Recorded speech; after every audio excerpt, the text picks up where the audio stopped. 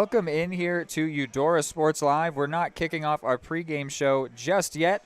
Just wanted to let you know that the Cardinals, your Cardinals, are back on the Varsity Sports Live Game of the Week once again, which just like last time against Spring Hill means there is extra coverage on the Frontier League Sports Live. The Frontier Sports Live show, Dylan Funk got to interview both head coaches Drew Steffen and Andrew Harding. So if you want to go over there right now on this channel, you can go see that in the videos column, Frontier League Sports Live show.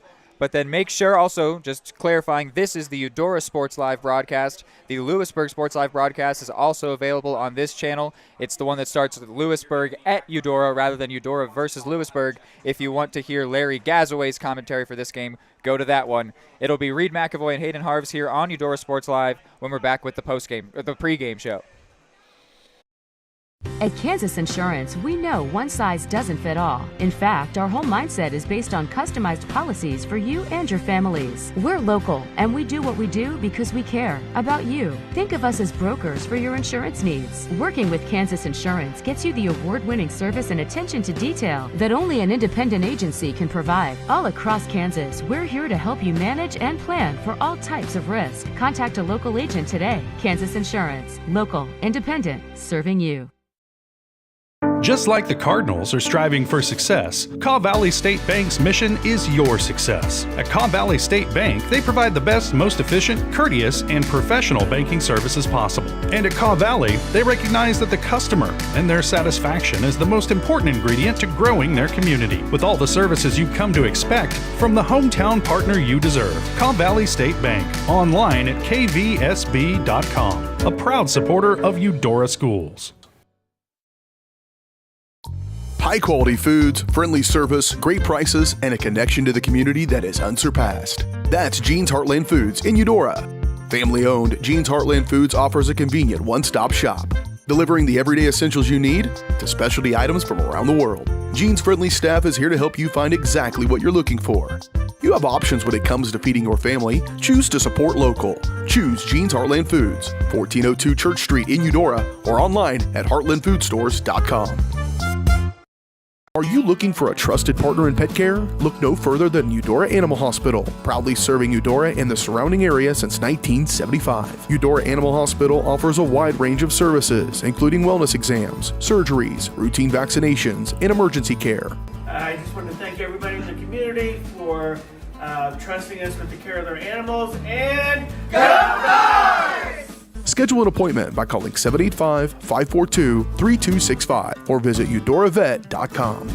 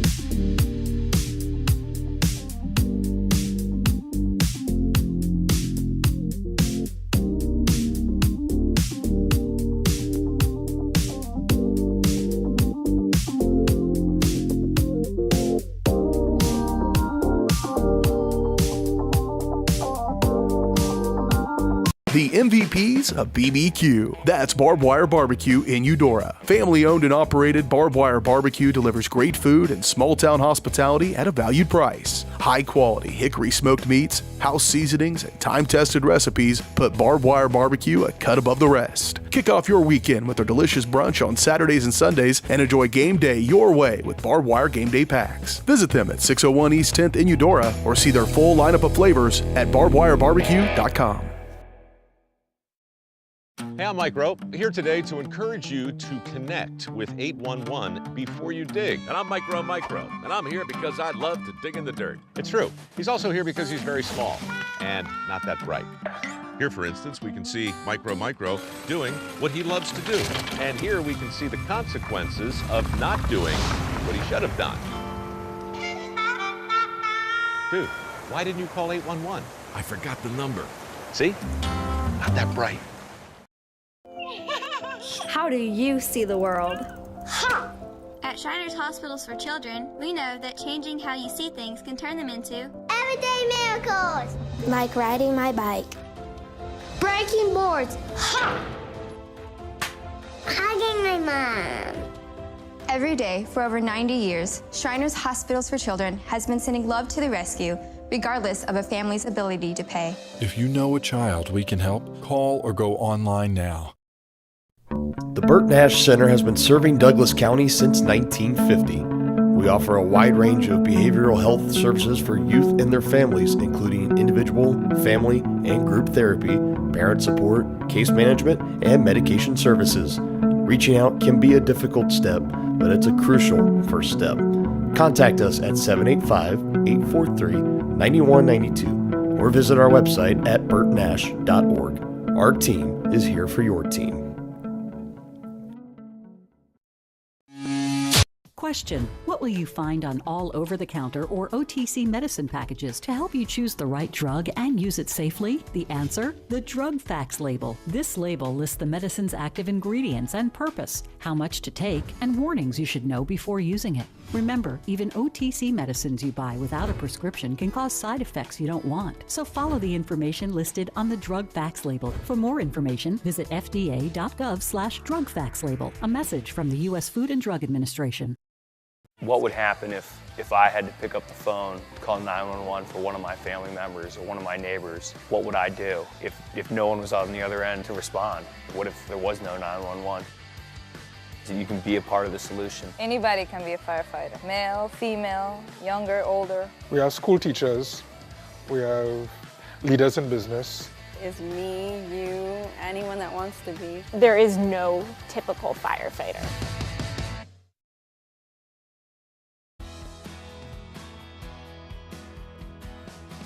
I used to drive an ambulance as an EMT, and I've always tried to be a safe driver. If people knew what I know, lives could be saved. In my car, if I see a truck or bus taking a turn, I know to take my time. When big vehicles turn right, they may swing wide to make the turn. If you try to sneak in, well, it's a lesson you'd rather not learn the hard way. When trucks and buses turn, let's you and I wait. It's our roads, it's our safety. The MVPs of BBQ. That's Barbed Wire Barbecue in Eudora. Family owned and operated, Barbed Wire Barbecue delivers great food and small town hospitality at a valued price. High quality hickory smoked meats, house seasonings, and time tested recipes put Barbed Wire Barbecue a cut above the rest. Kick off your weekend with their delicious brunch on Saturdays and Sundays and enjoy game day your way with Barbed Wire Game Day Packs. Visit them at 601 East 10th in Eudora or see their full lineup of flavors at barbedwirebarbecue.com.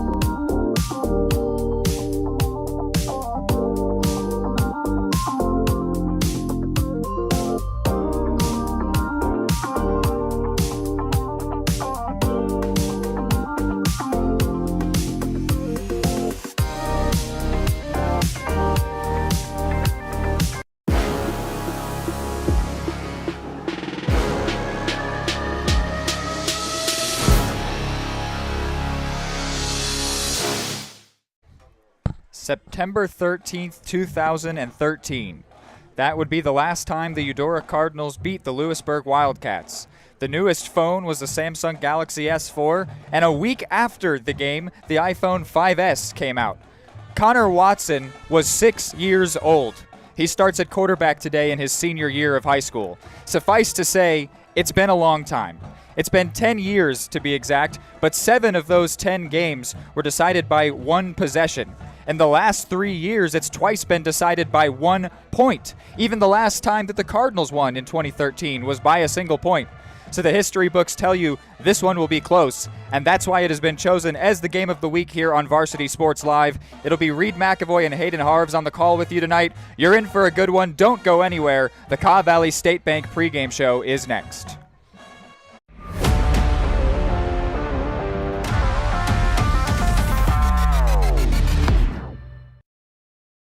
At Kansas Insurance, we know one size doesn't fit all. In fact, our whole mindset is based on customized policies for you and your families. We're local, and we do what we do because we care about you. Think of us as brokers for your insurance needs. Working with Kansas Insurance gets you the award-winning service and attention to detail that only an independent agency can provide. All across Kansas, we're here to help you manage and plan for all types of risk. Contact a local agent today. Kansas Insurance. Local, independent, serving you.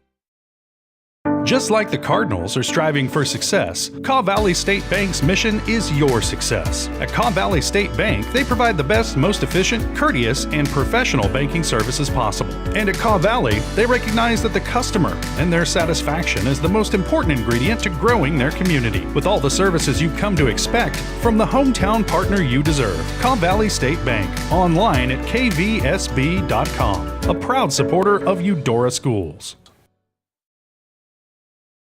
High-quality foods, friendly service, great prices, and a connection to the community that is unsurpassed. That's Jean's Heartland Foods in Eudora.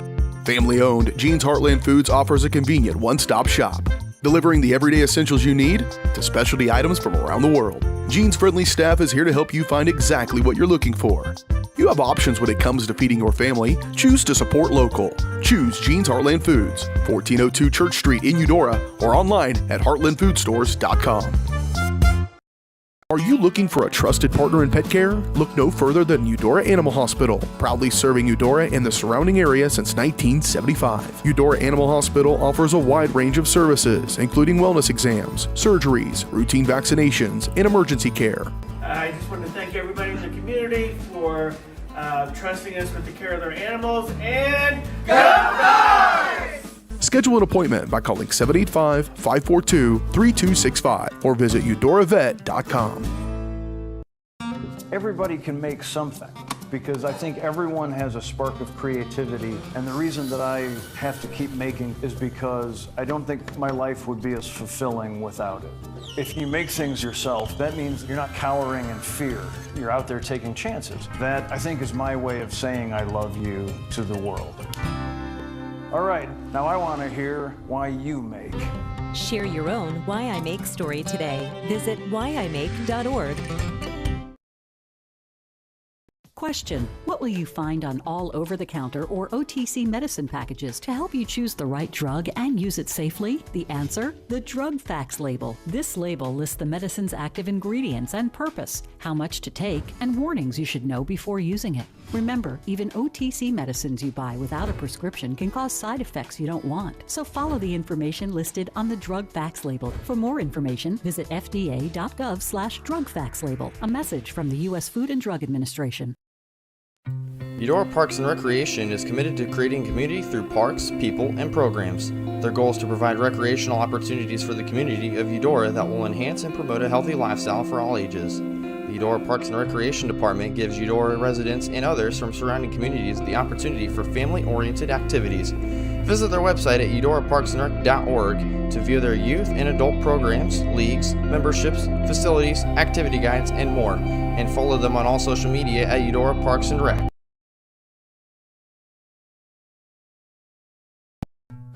Number one, obviously, is safety. We definitely call 811 to find out if there are any buried lines, fiber optic, whether it be telephone or pipeline or anything. Don't take a chance. Don't think you know and say, well, I don't remember anything being put in there. Call 811 and make sure that that's identified, that there isn't something there before you make that crossing. Because in the end, we want everybody going home.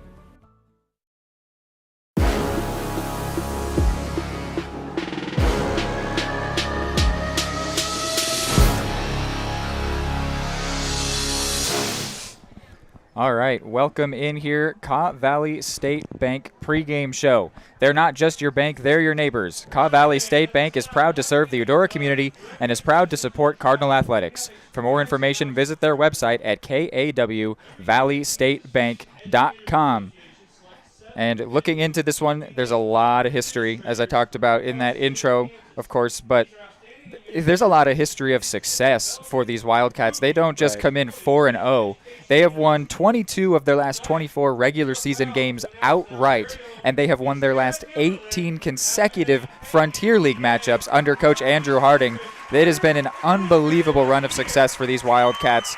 They just know how to win, and that sort of is a reflection with 10 straight, or 7 out of the 10 last times that they've won being one possession. Right. One possession games are really hard to control the outcome of, because that means it's back and forth, it's super close.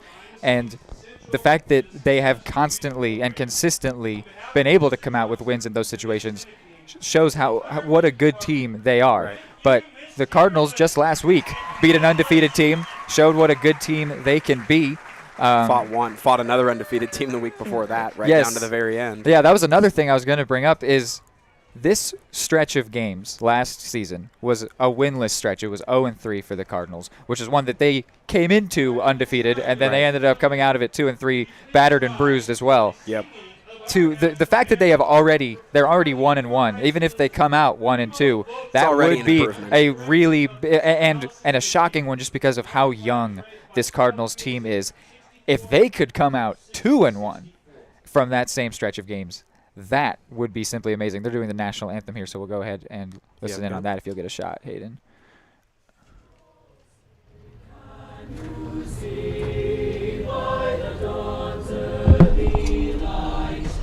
Once so proudly we held at the twilight's last gleaming, whose broad stripes and bright stars through the perilous fights o'er the ramparts we watched were so gallantly streaming, and the rockets red glare, the bombs bursting in air, gave proof through the night that our flag was still there. Oh, say does that star-spangled banner yet wave o'er the land of the free and the home of the brave. A great job there by the Eudora choir. But looking back into it, the Wildcats went undefeated last regular season. They even won their first round matchups. They were 9-0 before they eventually lost to Baser Linwood in the playoffs. They win a lot of games. That's the takeaway when you look at these notes. They know how to win. They do it no matter what. Most of the time, it's going to be a tough fight for the Cardinals, and they know that coming in. But they just beat an undefeated team. I mean, how special was Grayson Moody last game? 45 carries, 230 yards. And there was an interesting insight on the Frontier League live show, something I didn't realize. I'd never really thought to ask about it. But Coach Steffen said that Grayson Moody took all of the snaps at fullback over the summer because Errol Seaman was nursing an ankle injury.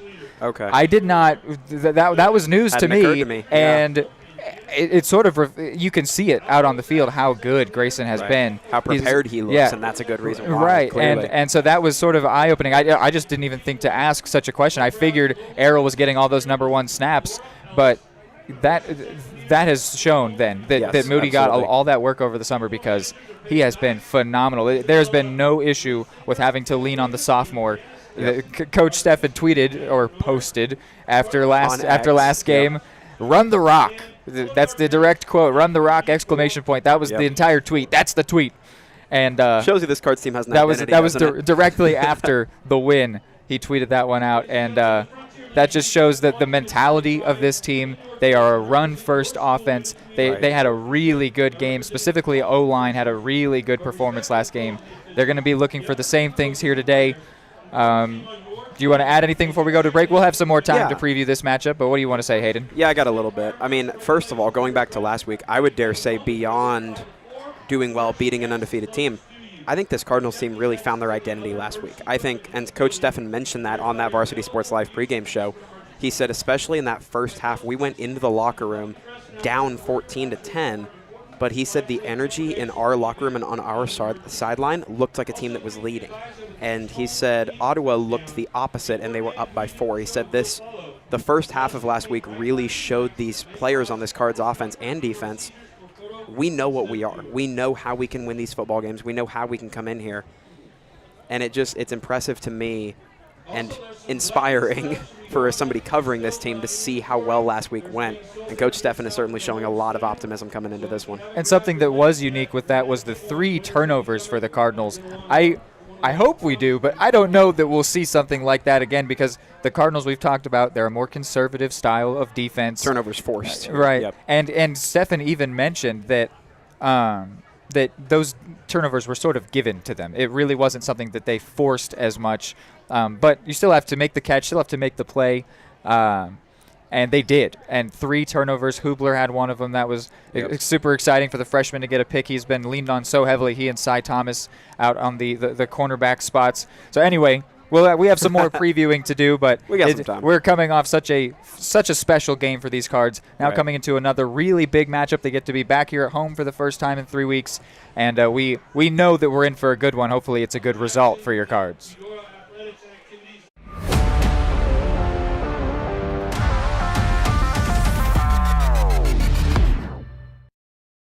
At Kansas Insurance, we know one size doesn't fit all. In fact, our whole mindset is based on customized policies for you and your families. We're local, and we do what we do because we care about you. Think of us as brokers for your insurance needs. Working with Kansas Insurance gets you the award-winning service and attention to detail that only an independent agency can provide. All across Kansas, we're here to help you manage and plan for all types of risk. Contact a local agent today. Kansas Insurance. Local, independent, serving you.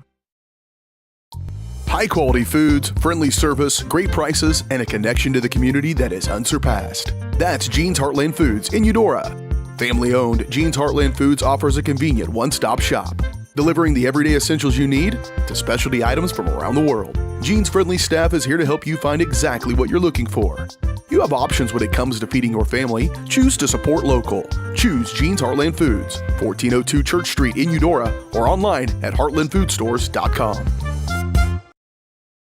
Just like the Cardinals are striving for success, Kaw Valley State Bank's mission is your success. At Kaw Valley State Bank, they provide the best, most efficient, courteous, and professional banking services possible. And at Kaw Valley, they recognize that the customer and their satisfaction is the most important ingredient to growing their community. With all the services you've come to expect from the hometown partner you deserve, Kaw Valley State Bank, online at kvsb.com, a proud supporter of Eudora Schools.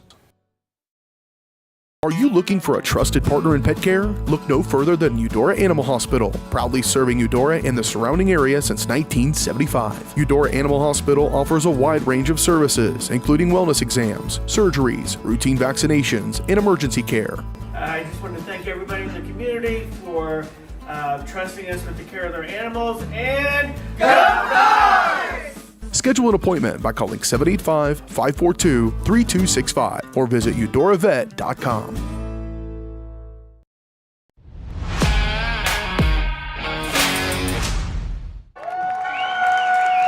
Your Cardinals running out onto the field there,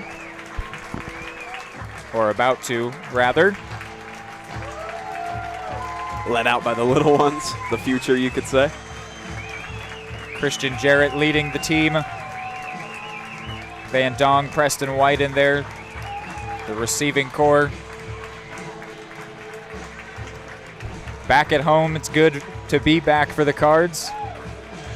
They like to pack the nest is what they call it. and they get their fans to show out, and it is always a good turnout here. Let's say it's an accurate statement because this nest sure is packed out tonight. So now 6.5 from kickoff or so, just about. Yep. We do have some inactive news, some players that will not be playing tonight. Leland Bradshaw, which is a big loss both on offensive and defensive line. So his absence may be felt, hopefully not, of course, for the Cards. And then George Hagan, who had an explosion last week. We said that he was making it O-Town, number 0 in Ottawa, but he will not be playing this week. Maybe that something just with that huge workload, maybe there was a few too many strong hits. He will not be playing tonight. So those are a couple big losses. The Cardinals, beyond losing Errol Seaman, really have not dealt with injuries too much so far, at least nothing that has kept people out of the game.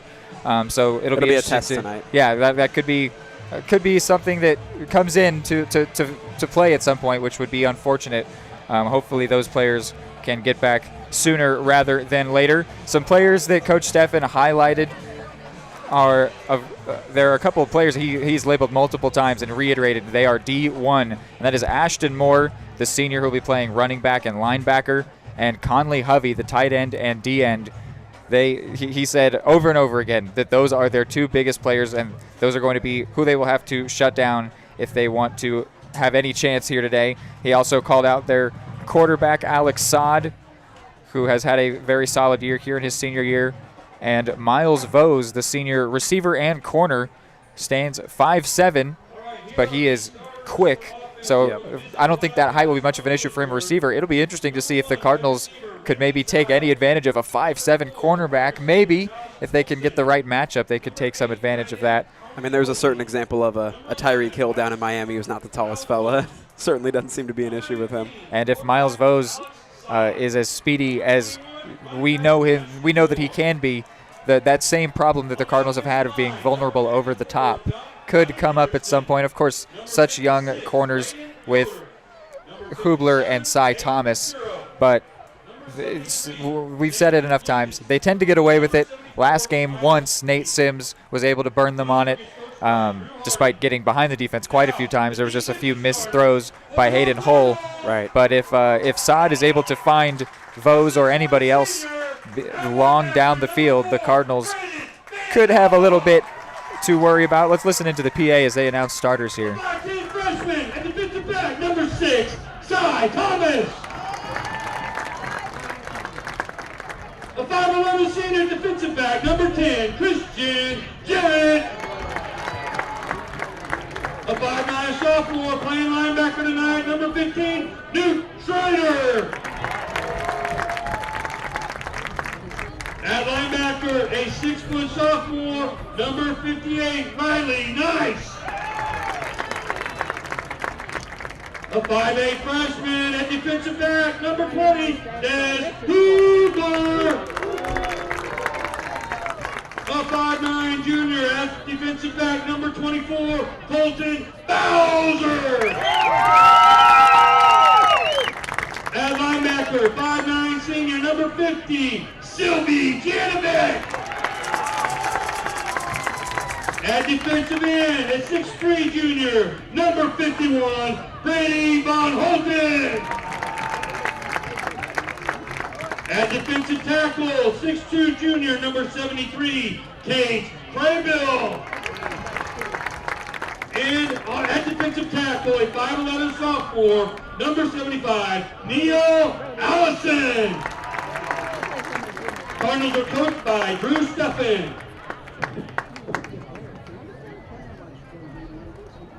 So it sounds like from that, Neo Allison might be the one taking the spot of Leland Bradshaw on the defensive side of things, at least. Sounds like it. Looking for him to have a big game. Filling in, of course, the sophomore.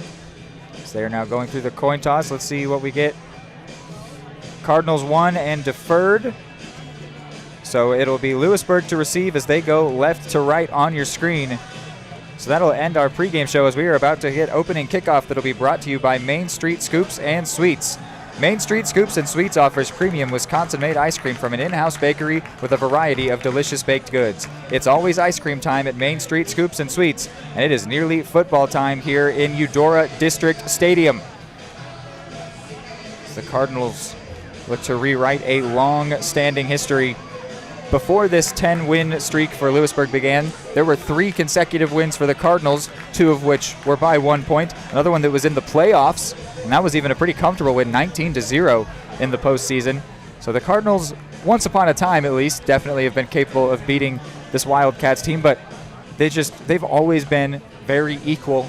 Short each and time. Recently, but for the last decade, the Wildcats have been able to get the better of that very even matchup, which is a huge credit to them. It's Coach Drew Harding the entire time. He and Stefan were appointed right about the same time. That was something Coach Drew mentioned, that he has a lot of respect for Coach Harding. He loves to listen to him and was very excited to have the task of working against his team here this week.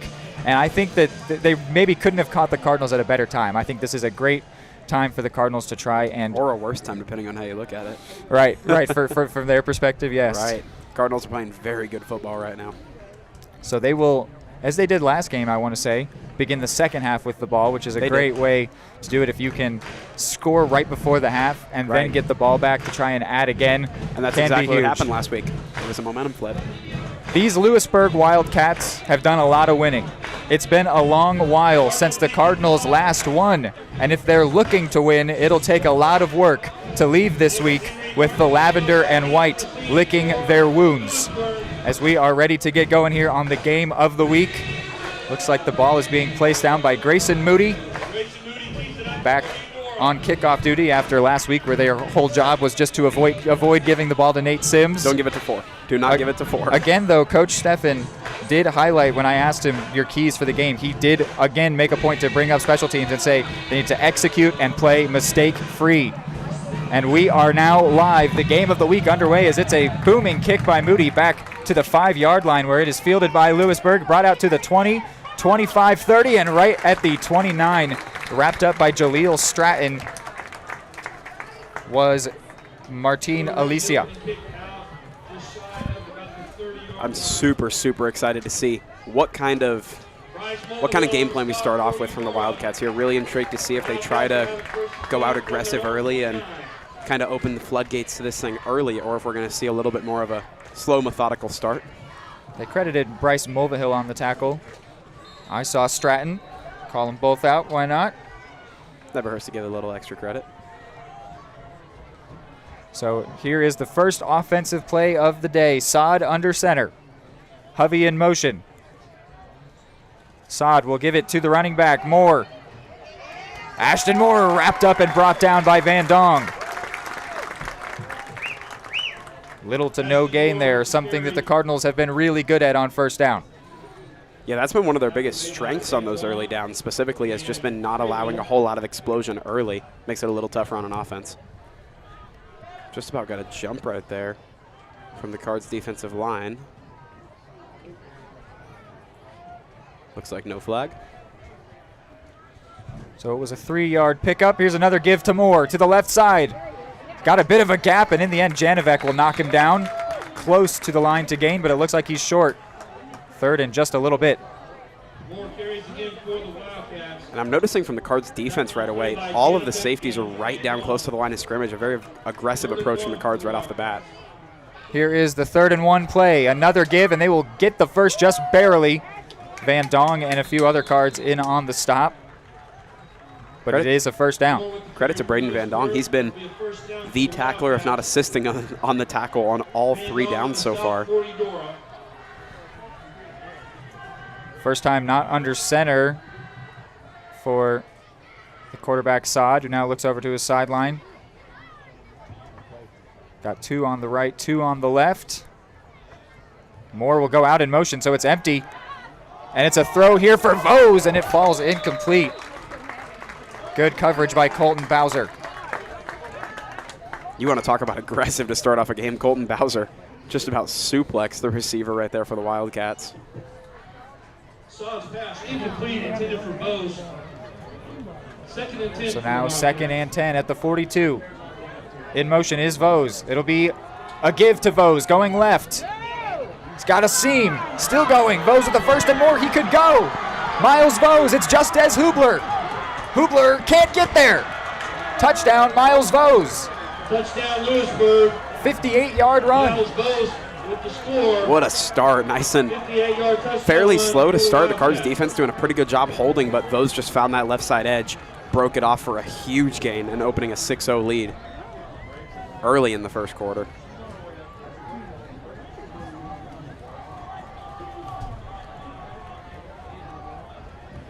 Only took under 2 minutes, 5 plays. And up and good to make it a 3-point lead. Miles Vose puts the kick through as well, so he gets all 7 points here early. And it is an early lead for the Wildcats. We'll be right back. Just like the Cardinals are striving for success, Kaw Valley State Bank's mission is your success. At Kaw Valley State Bank, they provide the best, most efficient, courteous, and professional banking services possible. And at Kaw Valley, they recognize that the customer and their satisfaction is the most important ingredient to growing their community, with all the services you've come to expect from the hometown partner you deserve. Kaw Valley State Bank, online at kvsb.com, a proud supporter of Eudora Schools. High-quality foods, friendly service, great prices, and a connection to the community that is unsurpassed. That's Jean's Heartland Foods in Eudora. Family-owned, Jean's Heartland Foods offers a convenient one-stop shop, delivering the everyday essentials you need to specialty items from around the world. Jean's friendly staff is here to help you find exactly what you're looking for. You have options when it comes to feeding your family. Choose to support local. Choose Jean's Heartland Foods, 1402 Church Street in Eudora, or online at heartlandfoodstores.com.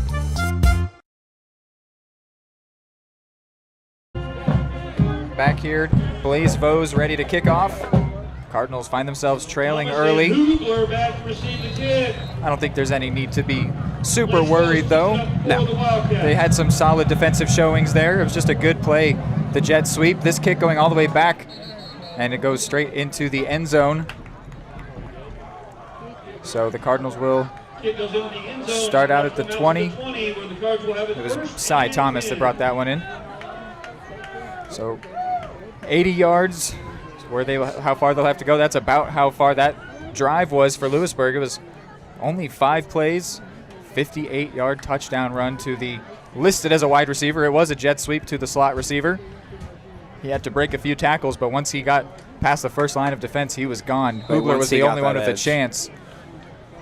Here's that same flex bone set we've seen all season.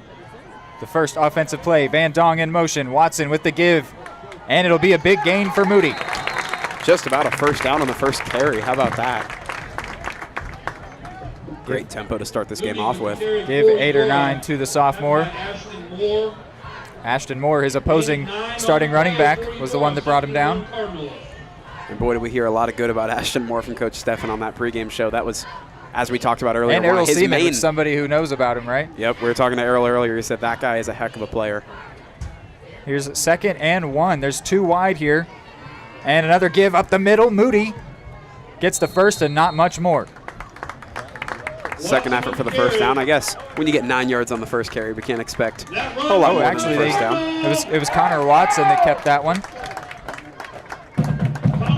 Was able to get the first, and Hovey brought him down.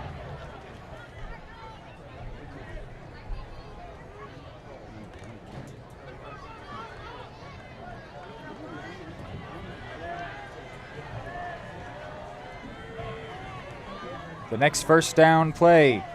Van Dong goes in motion. Was it fumbled? Not sure what happened there. I think the snap may have been bobbled there by Watson. Say not a clean snap. Whatever ended up happening there, not a big gain or any gain at all. This may just be 2nd and 10 even. And we're going to keep an eye, of course, highlighted him earlier, but number 8 lining up over there on the right side of the defensive line for the Wildcats. Hovey. Conley Hovey has we've heard nothing but praises from him. Of course, we can see from here, he's bigger than just about everybody else out on the field. Sounds like he plays like it, too. They did call it a loss of 1. Here's 2nd and 11. It's a toss to Moody. Going left, cuts back to the middle. And he's got a nice gain there, maybe 7. Run the rock. Moody with the carry.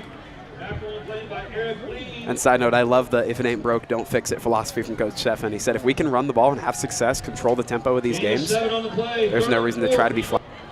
He said that the biggest thing they're going to do when this game starts is they need to find their strengths. It's sort of feeling it out almost like the start of a boxing match where they're just throwing the jabs and Right. seeing how you respond. Yep. They want to find what's going to work, what will catch them off guard, what won't. And so I'm sure we're still probably going through Coach Steffen's script at the moment. And a toss to the right ball side. popped out. Moody was able to at least keep control of the ball. But that will be 4th down, so the Cards will have to punt. It looked like another bad snap to me. I'm not sure if I saw that correctly or not sure what's causing that, but the second time we've seen a loose ball come from an early Cardinals snap. Yeah, so the drive, they were able to get 1 first down, but not a second one, so they'll be punting. Line of scrimmage is the 34, but Steinlage standing at the 22. Couple different returners back deep for the Wildcats. Low snap, and Steinlage's able to get it away. Going to be a high punt, however. It will land right around the 37, so that's where the Wildcats will begin their next drive. Yeah, I think if we had to make any early notes, ball security, ball security, ball security. Of course, last game, Moody did have 1 fumble, though calling it a fumble is a little harsh, I suppose. Yeah. He was more just robbed. The ball was taken straight out of his hands, but it goes down all the same as a loss of possession. Coach Steffen won't be concerned with whether or not the ball actually touched the grass. Right. He just wants you to keep the ball in your hands. A fumble is a fumble, yeah. So the Wildcats back in control here, this time at the 39-yard line. Saad tosses to Moore. Moore going left. Has a seam. There's a flag down. Moore still going. Moore is going to be brought down at the Cardinals 25. There's a flag, though, in the offensive backfield. Christian Jarrett is the one on the tackle, which, depending on what this flag is, could be a crucial tackle. And it looks like everybody's coming right on back to the line. We'll await the call. Zoom in. Initial indications going to be holding on Louisburg. We'll wait for the official call. PA just said initial indication is holding Louisburg, but there has not actually been an official signal, and now here we will get one. And it is holding on the offense. So that big gain by Ashton Moore canceled out, but maybe you could think it wouldn't have even happened had the holding penalty not occurred. Right. A lot of times with run plays, that is the case. So a drive that started at the 39 is now backed up to the 29, which is more like where their first drive began. Big difference here, though, is this play is now 1st and 20. And checking into the game defensively for the Cards, Braden Marks. And if I'm on defense, this is crucial. You've got them backed up. You really don't want to allow 2 straight opening touchdowns. You're going to have to be careful over the top. And they will run with Moore. Despite the long distance to gain, Christian Jarrett and Marks in on the tackle. Ashton Moore, the ball carrier. Neo Allison and Christian Jarrett. They also credit Neo Allison in on that one. Gain of 4 for the Wildcats, 2nd and 16. They did pick up 4, so it will be 2nd and 16 from the 33. We're about halfway through this first quarter. It's amazing how fast time goes when you run the ball, right? Vose motioning, going to the left side of the formation. Now coming back to the right side is Hovey. Wildcats trying to feel out the Cardinals' defensive formation. It's a toss to Vose. He gets around one defender and then steps out right at the 40. He was being chased by Riley Nice. Pushed out of bounds by Des Hubler. And those are the kind of plays that can get dangerous really quick for a defense. If the offense is able to go from left to right like that and open up a gap, that can turn into one of those 50, 60-yard runs really quick. So a good job by the Cards defense to keep that one under wraps. And the stats show that pre-snap motion almost always results in better results for the offense. And there were 2 motions there where they really inverse the formation, having the tight end and the slot receiver switch and then doing the jet sweep, which got them the touchdown last time. Hovey here in motion again on 3rd and 8. Saad looking to throw, under pressure, finds Moore. Moore gets the first, and he will be brought down by Janovec, but not before getting into Cardinals territory. There was good pressure by Braden Marks, but in the end, pressure doesn't count for much when they complete the pass. Right. Janovic. Oh, And scoreboard. Van Dawn on the stop for Eudora. That pass, catch, and run good for a Wildcat. First down.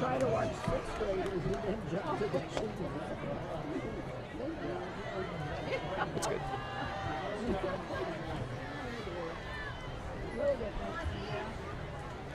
Five and a half to go now at the Cardinals 44. Saad gives to Moore, and Moore, well, I was going to say stopped immediately. He kept running his feet in there as best as he could and ended up getting maybe 3. He turned nothing into something pretty well. I believe he was met right at the line of scrimmage, so managing to not only get a gain, but a significant gain is always good for an offense. Pretty much the entire Cardinal defensive line on that tackle. Here is 2nd and 8. Another give to Moore. Working right, cuts back to the middle. I think he's just a little bit short. It'll be 3rd and 1. I believe he's about a yard shy. Looked to be Van Dong on the stop. A little bit slow to his feet, but he popped right up. Gain of 7 on the play for Moore. Tackle on the play by Janovic and Van Dong. 3rd and 1 for the Wildcats. Big play here for the Cards. Would love to force a 4th down, especially if they could potentially get a tackle for loss here on this 3rd and 1 from the 35. Motion man. Give to Moore. Puts his head down, and he's got the first. Janovic didn't let him get a whole lot more, but that will move the chains. Moore picks up the first down for Louisburg. Tackled by Janovic for the Cardinals. 1st and 10 for the Wildcats. And we've got a fairly small sample size to go off of so far, but I'm noticing these 2nd downs have been huge for the Wildcats. They're making consistently 7-8 yard gains, which just makes 3rd down so much easier to manage. Hovey and Vose out left, Joshua Holtzen on the right. Moore, the lone back. It's going to be a throw. Saad looking left, throwing towards Hovey, and it will fall incomplete. Good coverage there by Cy Thomas and Christian Jarrett. Great on coverage. The so-called D1 quality tight end. You can see why it takes 2 of them. That might be 2 of the best secondary defenders on this entire Cards defense. Put them both on there. Of course, we know how capable Christian Jarrett is. Cy Thomas has been a consistent contributor. One of those young players just shining bright on this Cards roster this year. So for the moment, that stops the clock. 2nd and 10. Everybody in tight for the Wildcats. The give to Moore. Couldn't find much of a gap. He was wrapped up by Cage Crable. Might have gotten about 2. And I think that's going to be priority number 1 for the Cardinals. If you want to stop this Louisburg offense tonight, it's going to start with stopping the run. So now 3rd and 9. Another big moment here as the Wildcats close in on what might be field goal range. You never know at the high school level. Currently at the Cardinals 29. All that you do know is 4th down is good news for the Cards if they can force it. Here's the 3rd and 9 play. Saad rolling left. He'll throw. He's got a man. Cy Thomas is there. Was it caught? It was brought in by Reed McCaskill. Just an unbelievable catch attempt. Through contact, being driven to the ground to maintain control, hold on to that ball is just so unbelievably impressive. So another 3rd down conversion for Louisburg on this drive as they're now to the 15-yard line. Cy Thomas with some decent coverage there, but senior to senior, Saad to McCaskill, able to move the chains. They haven't thrown the ball often. When they have, it's been decently problematic for the Cards. Here's a give to Moore, and he will be stopped almost immediately. Looks like that was Sylvie Janovic. Moore with the carry, stopped immediately by the Cardinals. Braden Marks. They say Braden Marks was in on that one. Short gain on the play. Pickup of 1, just over 2 to go. This has been a spot where the Cardinals D has been really strong all season. They've been able to force turnovers and turnovers on downs. They would love something like that here as they look to avoid going down 2 possessions before the first quarter concludes. Another throw towards Hovey. He's got him right at the 1st down marker. Cy Thomas pushed him out, but I think he was able to convert the chains. Stopped by Thomas. Looks like he's just going to be short of the 1st down. They're going to put him just shy. Okay, so it will be 3rd and 1. 3rd time that the Wildcats have had 3rd down. Has not been a problem for them thus far. 3rd and 3 for the Wildcats. It's actually 3rd and 3. So Cy Thomas was able to get there quick enough to get Hovey out. It's not nothing. 3 yards is nothing but automatic. Anything from automatic here. And a timeout is going to be taken by the Cardinals. So we will go ahead and take a, actually it's taken by the Wildcats. We will go ahead and take a short timeout as well. The Burt Nash Center has been serving Douglas County since 1950. We offer a wide range of behavioral health services for youth and their families, including individual, family, and group therapy, parent support, case management, and medication services. Reaching out can be a difficult step, but it's a crucial first step.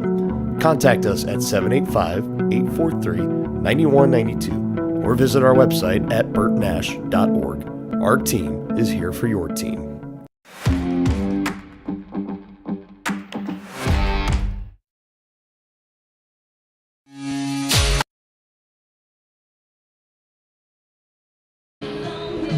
Eudora Sports Live is presented by Kansas Insurance.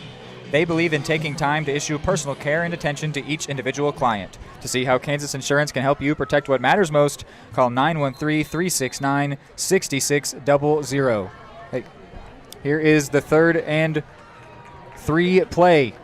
1:53 on the clock. It's a toss to Moore. Cuts back to the middle. He's got some room. Some Cardinals defenders surrounding him, and he is in. So the Wildcats will take a 2-possession lead here as Ashton Moore is able to get into the end zone from 8 yards out. Another 3rd down conversion and another touchdown on the ground. Wildcats 13 to the good. Man, and not only is it backbreaking to be able to convert 3rd downs like that early, but just putting this Cards team in a 2-possession hole right away. Certainly takes some tension off the Wildcats, puts a lot of it back on the Cardinals. And Vose puts it up and through, so it's 14-0. Minute 45 left in the first. Cards will get the ball when we're back.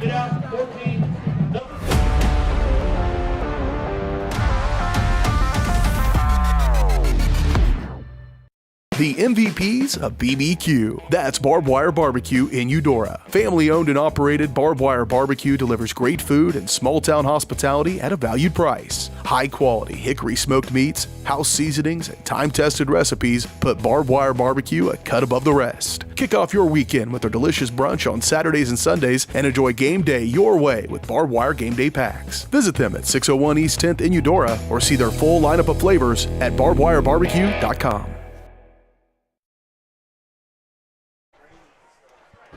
Back deep is Hubler and Cy Thomas, the 2 young freshman corners, as they prepare for Blaze Vose kickoff. Cards down 14. Definitely not the close start for the close game that we previewed, but I think that these Cardinals are more than capable of getting back into this one. They just need to get that offensive rhythm that they found immediately against Ottawa. There's a lot of football left to be played. Here is the kick from Blaze Vose. It will go more towards Cy Thomas, and it'll go straight into the end zone. So another touchback. With a minute 45, the Cards will start at the 20. First quarter, 1st and 10 Eudora. And you kind of previewed it right there at the kickoff, but would you expect the Cards offense to look any different than they would on the opening drives, or would you expect to see some kind of take it easy, get points, treat it like an even ball game? I don't know. The biggest thing we haven't seen yet is throwing the ball, which of course this Cardinals defense does not do much, or Cardinals offense does not do much of anyway. Right. But if you want to try and quote find your strengths, you got to at least try it out, see if it'll work. Is what I would think. Absolutely. But they could also hold it keep it as a secret, keep it close to their chest essentially, as that one is given to Moody and he could not go anywhere. The handoff wasn't even really finished by the time he was on the floor.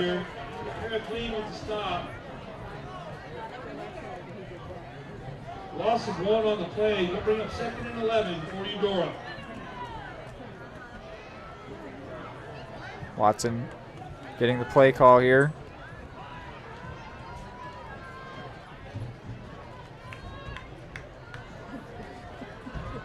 The senior leading the offense. Now to the line. 5 seconds on the play clock. Watson rolling out. He will throw here, but he was under a lot of pressure. Conley Hovey being the leader of that pressure. And so that throw to Kevin Hendrickson was very rushed. Didn't really let that play develop at all. And just like that, third down and long. This is a big down here for the Cards. Yeah, I just think they might even like to just get to a better spot to punt at a minimum. But really, they need this first. Yes. The Wildcats have had no issue picking up third downs. Cardinals need a third down conversion of their own. They need it real bad here. Just to keep some stress on that Wildcats offense. This is the wild card matchup. And Watson will throw right. He's got Cy Thomas. Did he bring it in? He did. First down, Cards. What a throw. Just what the doctor ordered. They say Preston White. My apologies. 5, not 6.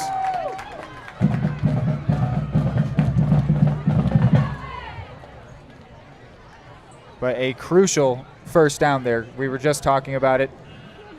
I don't think words can state how big that was, and how necessary that was. I think that's going to be big for confidence, and could that be something that we see more of if it is true that they are finding their strengths? That seemed like a good play. They were able to find some space, looked like some zone defense. They found a hole there, got the first on 3rd and 11. A give here won't go very far. And that will be the last play of the first quarter here. Moody with the carry. It was Grayson Moody, maybe got 1 or 2. So the Cards will start at the 35 on the other side of the field when we're back after this first quarter break. At Kansas Insurance, we know one size doesn't fit all. In fact, our whole mindset is based on customized policies for you and your families. We're local, and we do what we do because we care about you. Think of us as brokers for your insurance needs. Working with Kansas Insurance gets you the award-winning service and attention to detail that only an independent agency can provide. All across Kansas, we're here to help you manage and plan for all types of risk. Contact a local agent today. Kansas Insurance. Local, independent, serving you. The MVPs of BBQ. That's Barbed Wire Barbecue in Eudora. Family owned and operated, Barbed Wire Barbecue delivers great food and small town hospitality at a valued price. High quality hickory smoked meats, house seasonings, and time tested recipes put Barbed Wire Barbecue a cut above the rest. Kick off your weekend with their delicious brunch on Saturdays and Sundays and enjoy game day your way with Barbed Wire Game Day Packs. Visit them at 601 East 10th in Eudora or see their full lineup of flavors at barbedwirebarbecue.com.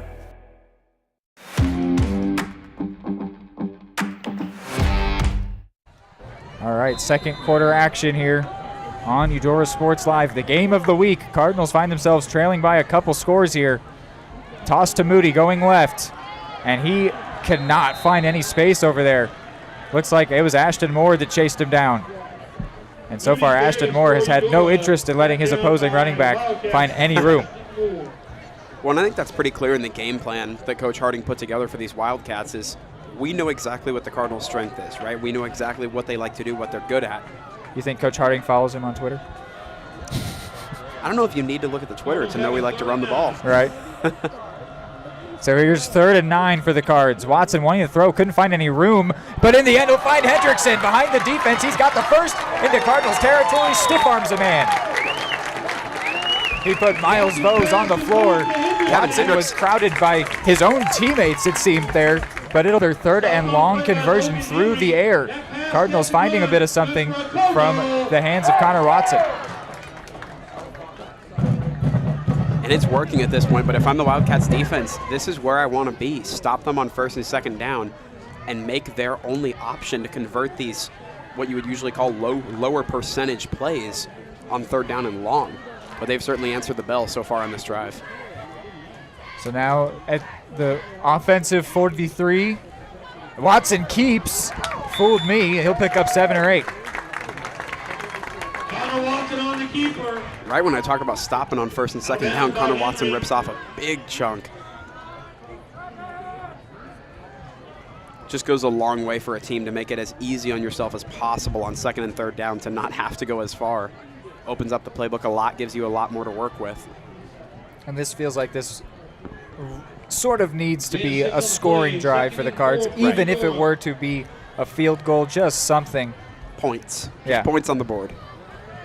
Can't go on with that donut up there any longer. Here is 2nd and 4. Watson takes, gives, no, he didn't give to Moody, he kept. It was a good read, and a flag will come in as he is brought down for minimal gain. Flag came in after a bit of that play had transpired, which might be an indication that it's holding. It more so was thrown on the defensive side of things, but it was right where there was a whole lot of bodies. Yeah. Could certainly be on either side.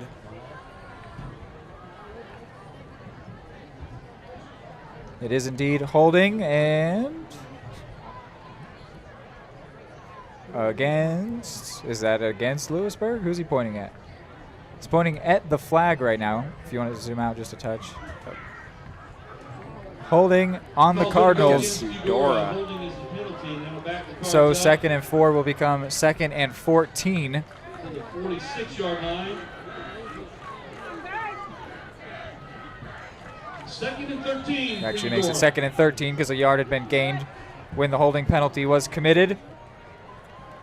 So here is a 2nd and 13 play. Another one, and the ball's out. I think Louisburg fell on it. Seemed like there was some trouble with the handoff. And indeed, it is a Wildcats football. It is a somewhat disastrous start for the Cardinals here. Recovers it for the Wildcats. I think this falls under disastrous, yeah. Just not where you want to be, putting your defense right back on the field already, still in a hole by 2 possessions.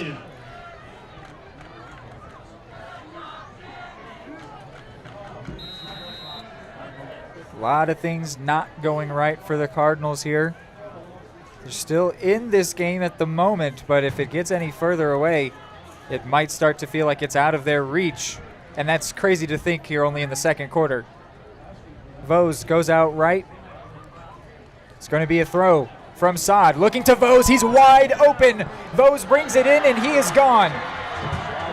Vose's 2nd touchdown of the day, just exactly what we talked about. The Cardinals have been vulnerable over the top all year long, and on that occasion, Saad did not miss. Miles Vose used his speed, found space. It is a one-play, 52-yard touchdown, and the Wildcats, for the moment, running away with it. And I saw him take that step in motion, and I said they've got to assign someone to him quick or he's going to run wide open.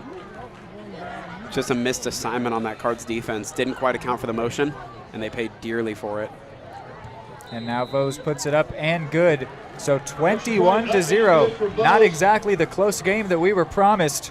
It is 21-0. Wildcats out on top here.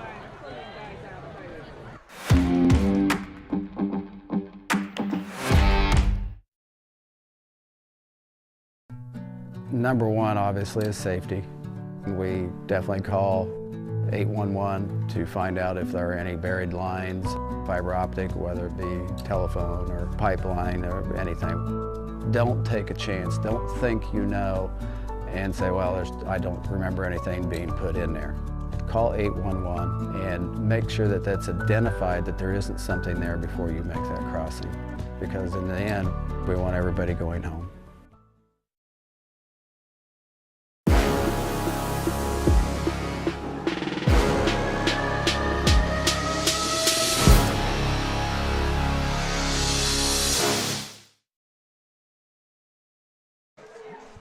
Deep for the Cardinals will be Hubler and Thomas. Cardinals could really use something like the 90-yard return that Hubler had last week, as for the moment, it's getting a little bit out of hand for him. Down by 3 possessions here so early on. Blaise Vose prepared to kick deep. He's put his last 2 into the end zone for touchbacks. And this one high and long, but it won't get to the end zone. Cy Thomas will bring it in. Out to the 20, and that's about where that will stop. So the Cardinals are getting in about the same spot that all 3 drives have started for them so far. Thomas brings the Louisburg kick out to the 20.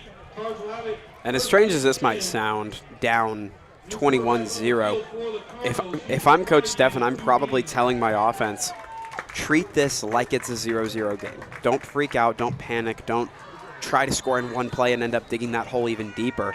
Just try to get a little bit of rhythm, have a nice methodical drive, ideally a fairly long drive, but just execute on your strengths, the things they coach on in practice every single day. And I think they're free to do that because of how early it is here, that they shouldn't be going for the Hail Mary type things at all. No. Just play good football, and if today is to be their day, it'll come. Right.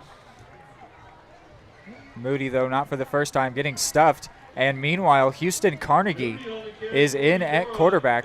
He started the first 2 drives for the Cardinals last game, and they were 2 very, very good drives. Not so much thanks to Carnegie, but the quarterback leading the offense is still a very big thing, making the right calls and reads. And he also did have a passing play in there, if I'm not mistaken. I believe so. So a change made. Watson is replaced for Houston Carnegie. Here's a give to Van Dong. And he stiff arms a man before going down after getting maybe 5 or so.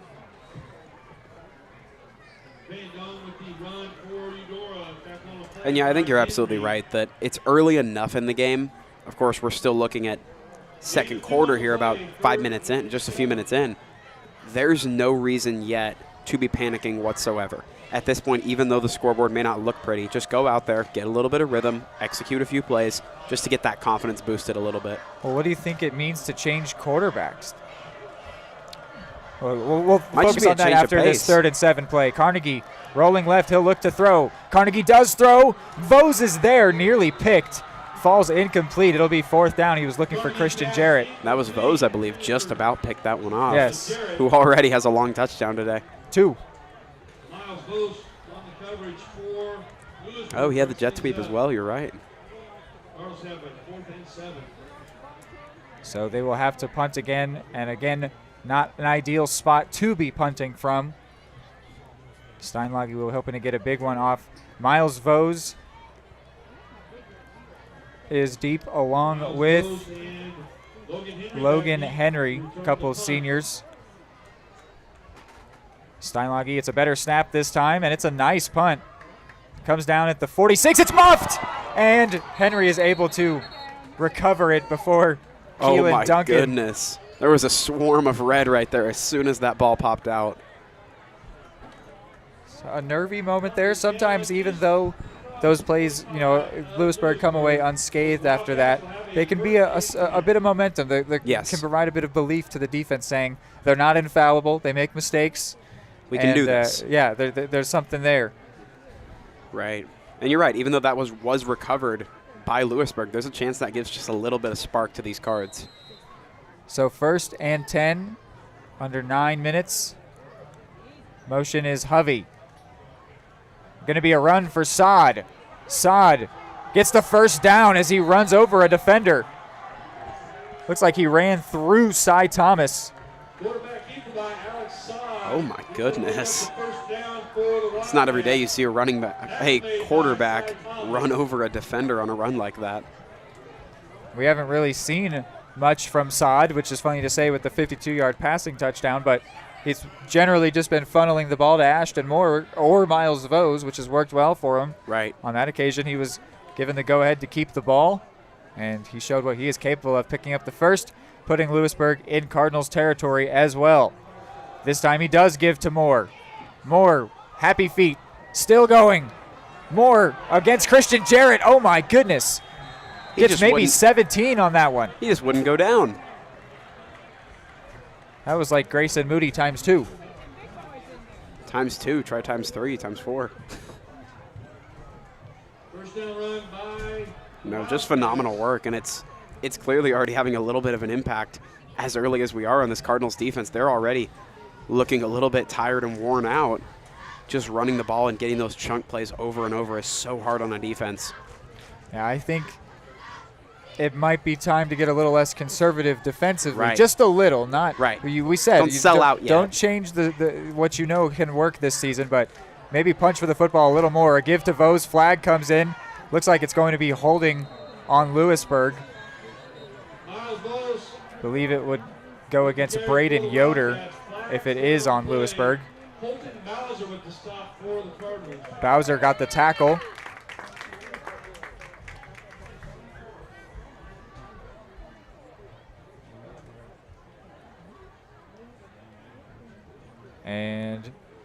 Holding on the offense indeed. So, yes, it was against Braden Yoder. I saw he had a Cardinals player on the ground underneath him when the running play was developing. And generally, that's not how that's supposed to go. Not quite great.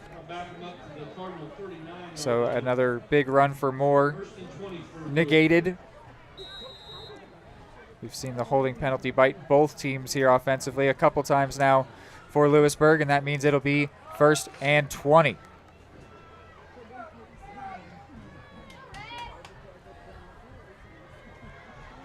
Two on the left, one on the right. Motion is Hovey. It's going to be a throwing play. Saad goes for Moore, and he's got it. Moore back to the original line to gain and gets 5 extra.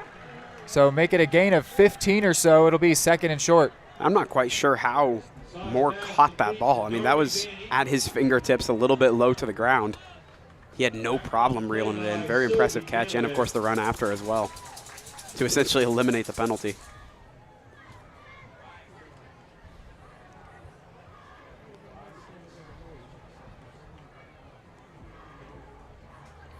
Cardinals defense playing tight to the line of scrimmage. No receivers out wide.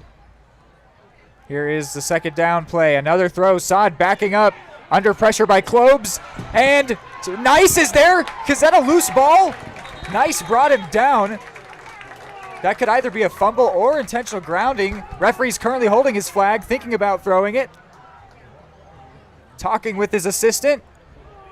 I believe the rule is to be outside the hashes for it not to be grounding. Will he throw it? They're still talking.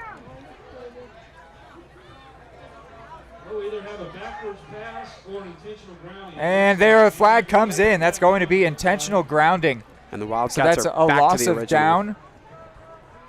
Wildcats back to their original spot as well. Riley Nice and Elijah Klobes got immediate pressure, and there is confirmation. Intentional grounding.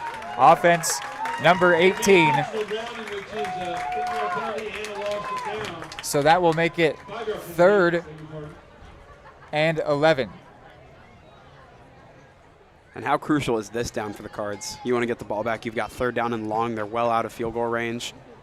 This is it. Got to take advantage of these opportunities. Okay, no. 3rd down and 26.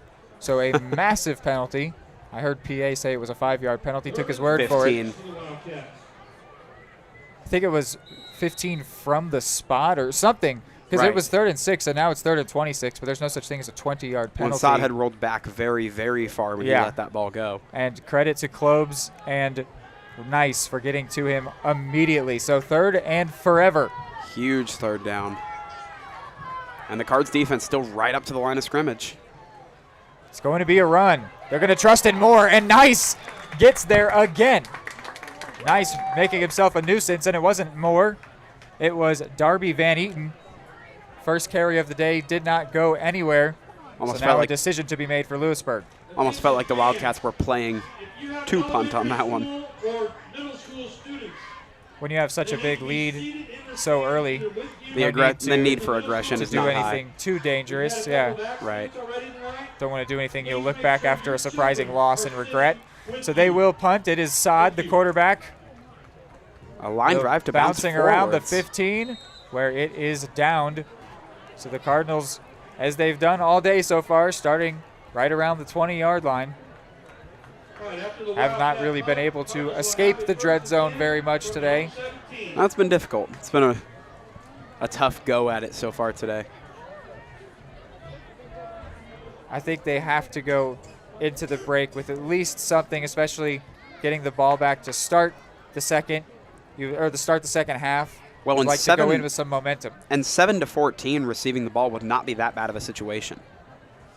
That would, of course, kind of be the best case scenario here, but that's what the Cards are playing for. Motion man. Rolling right. Carnegie tosses to Van Dong, who goes over his defender right down at the 20. I say Russell Wiseman was in on the tackle, another senior. A lot of seniors on this Louisburg roster. Very different story than that of the Cards. Coach Steffen said this might be one of the best teams that's ever been in the Frontier League, this current roster. Just a lot of things happening at the right time for these Wildcats. And it shows on paper. Here is the 2nd and 6. Carnegie looking left, throws left. He's got Jarrett. Jarrett, did he get it? Oh, it's incomplete. It was a close one there. A great throw by Houston Carnegie. Oh, and CJ had that ball sitting in his chest, too. Not an easy catch by any means, don't get me wrong, but a very catchable ball right there. Instead, though, it sets up a 3rd down, theoretically a passing down.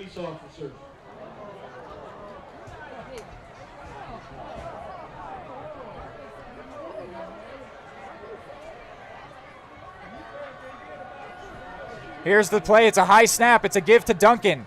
Keelan Duncan still on his feet and stood up at the 25. Oh, he's going to be still a few short. Oh, I saw a yellow glove go up and thought that was a flag. Yes, Keelan Duncan sporting some yellow gloves.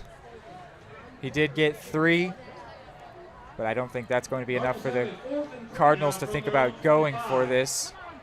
They're still out there. No clear indication about what they plan to do. Coach Steffen looking around, dare I say looking a little bit. There's some anticipation over on the Cards sideline. With 3 seconds on the play clock, I think Eudora is about to take a timeout. Indeed, they are. So we will do the same, and we'll be right back. At Kansas Insurance, we know one size doesn't fit all. In fact, our whole mindset is based on customized policies for you and your families. We're local, and we do what we do because we care about you. Think of us as brokers for your insurance needs. Working with Kansas Insurance gets you the award-winning service and attention to detail that only an independent agency can provide. All across Kansas, we're here to help you manage and plan for all types of risk. Contact a local agent today. Kansas Insurance. Local, independent, serving you.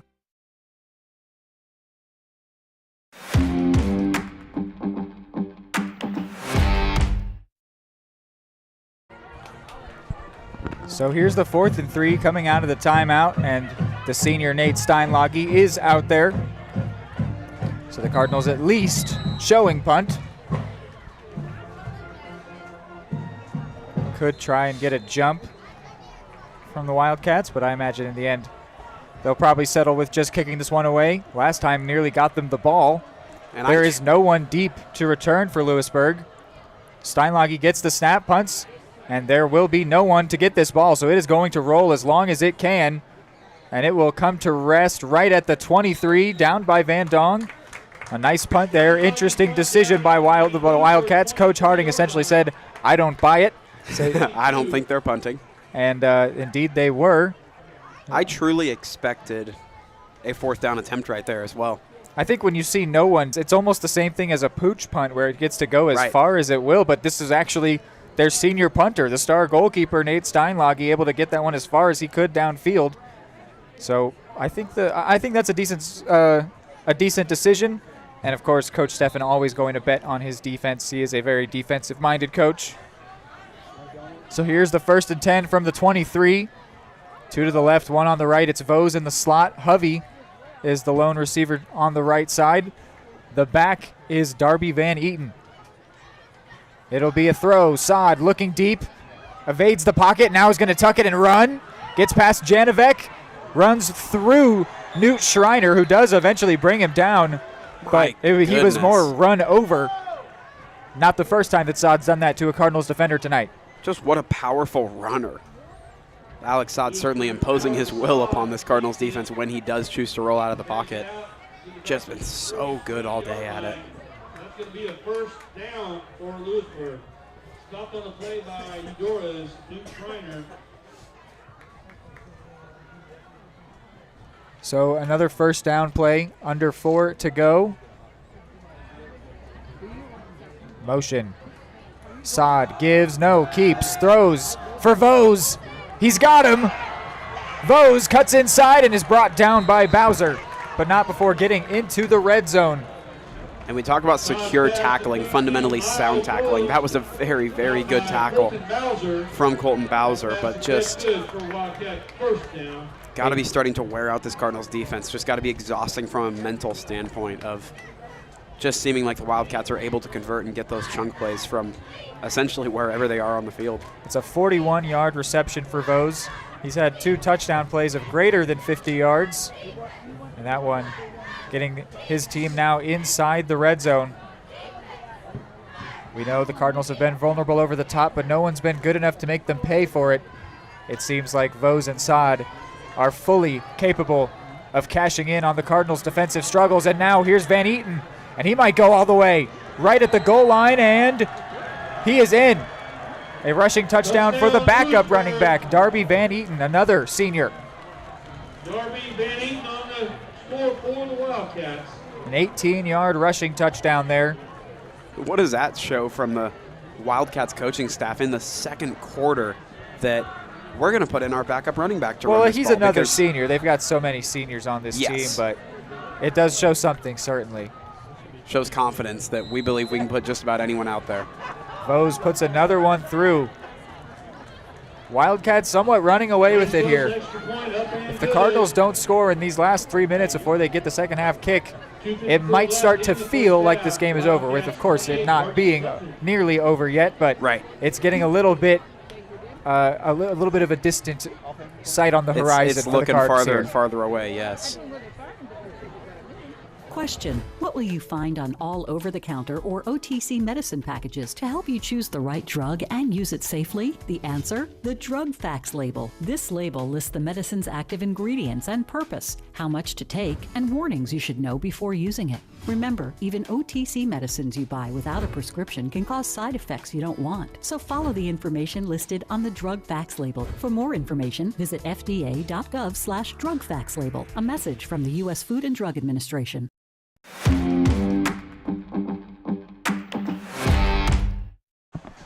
So Blaze Vose out there to kick another one away. Deep for the Cards, the same freshman cornerback duo, Des Hubler, Cy Thomas.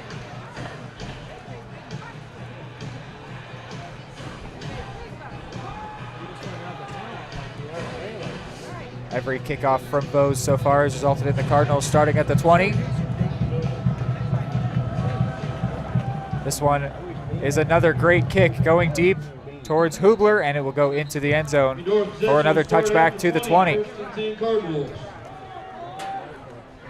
So another chance here for the Cards to open the scoring for their offense, something that they did at the first time of asking against Ottawa. What do you think it'll take? I think it's going to take significantly more aggression than we've seen to this point in the game. I expect the play calls to get a little bit more, I don't want to say rushed, but we will see more aggression from Coach Stephan for sure. And the execution needs to improve a little bit, just between blocking assignments, catching the ball. Connor Watson back out there. Gives this one to Duncan. And Duncan goes right, gets 4. And that's been the identity of the Cards so far. If you're able to get 4 yards, go on second down, get 3 or 4 yards again, set up an easy third down. That's been the identity of this Cards team all year. So, again, even if in a hole, just doing what you've always done well, right? Sticking to your strengths, not necessarily flipping your whole identity because you're in a deficit. Wouldn't complain to see a little bit of passing, though. Right.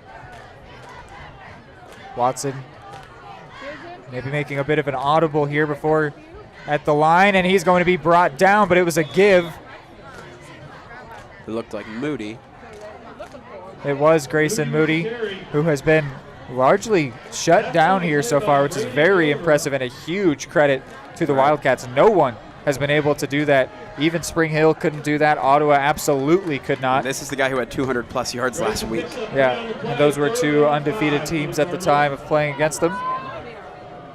But Louisburg seemed to be on a different level here so far. Another give to him on the 3rd and 5. Don't know if he got enough for that one. They do say first down.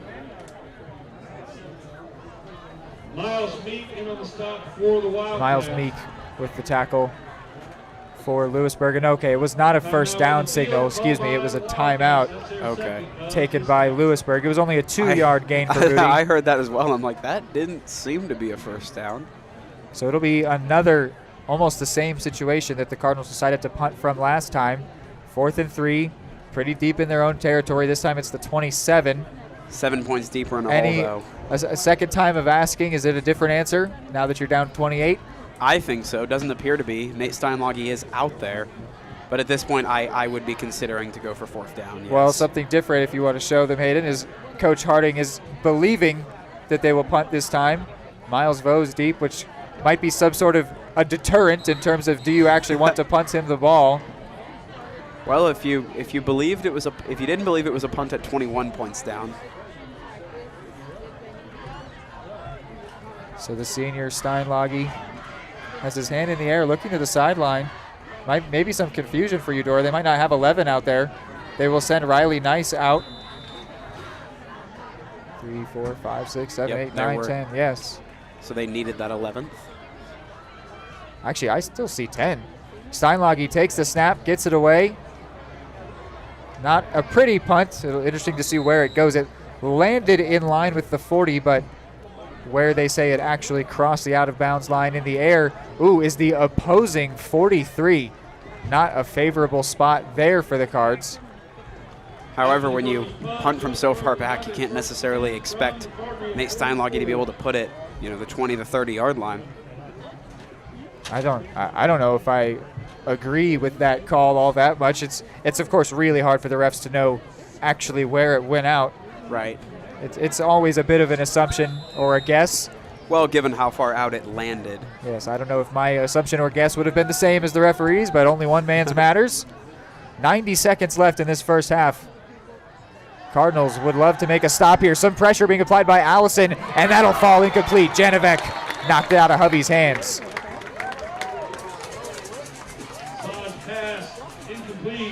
Great play there, getting to the ball immediately.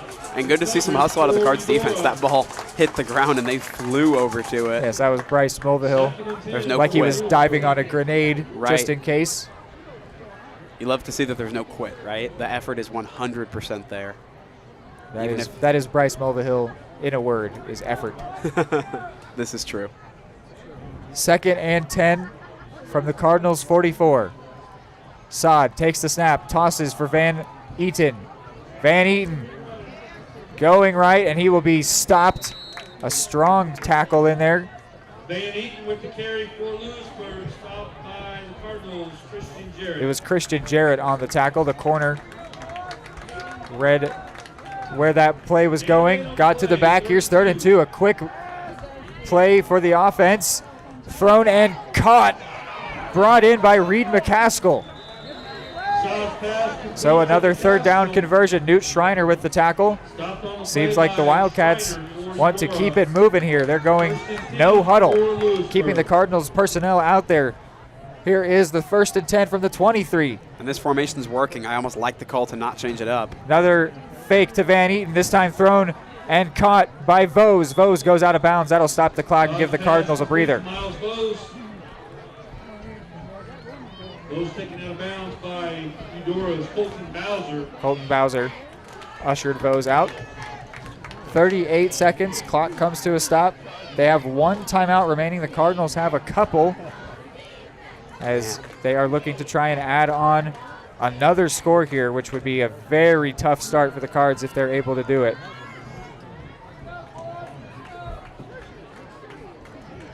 They bring back in their star back, Ashton Moore. And it'll be a give to him. Ashton Moore is going to go into the end zone. His 2nd touchdown, a 15-yard run. He was hardly touched either. It was a really good handoff. I don't know if you saw. Yes. But Saad almost faked like it was a bad snapper. He was bobbling it, but he knew exactly what he was doing. When it caused the entire defensive line to go directly to him as well. Just opened up.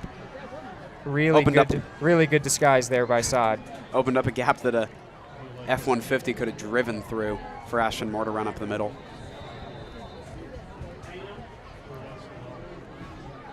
So now Blaze Vose to kick. Vose puts it up and through. So 35-0. It is a tough start here for the Cards. This is matching the most points they've left in the week 1 against Hayden. Matching. Yeah. At halftime. Not even halftime yet here. They will have 31 seconds to try and respond when we're back. Prescription drug pricing points to corporate Freedom of the press is about your right to know. It's about your right to be informed. Today, there are real threats to press freedom and your right to know about the world around us. We must protect our right to know, no matter what kind of news is important to you. Before it's too late, understand the threats. ProtectPressFreedom.org.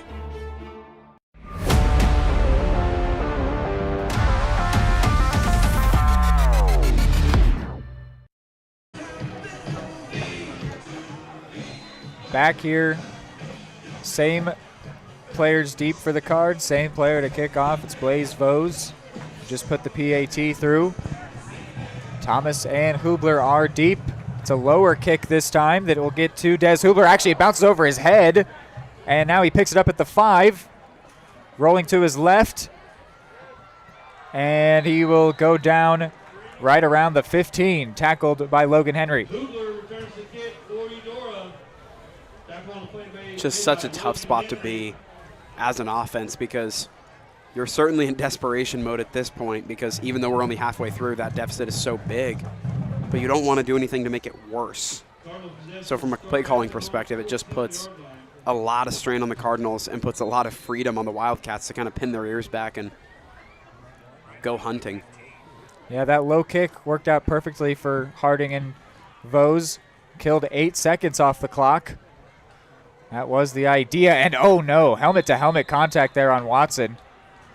Hopefully he's all right. He pops right back up at least. He was taken down by Eric Line, and he is a bit shaken. Yeah, he might check himself out here. Come out here for a sec. Yeah, he's taking his helmet off.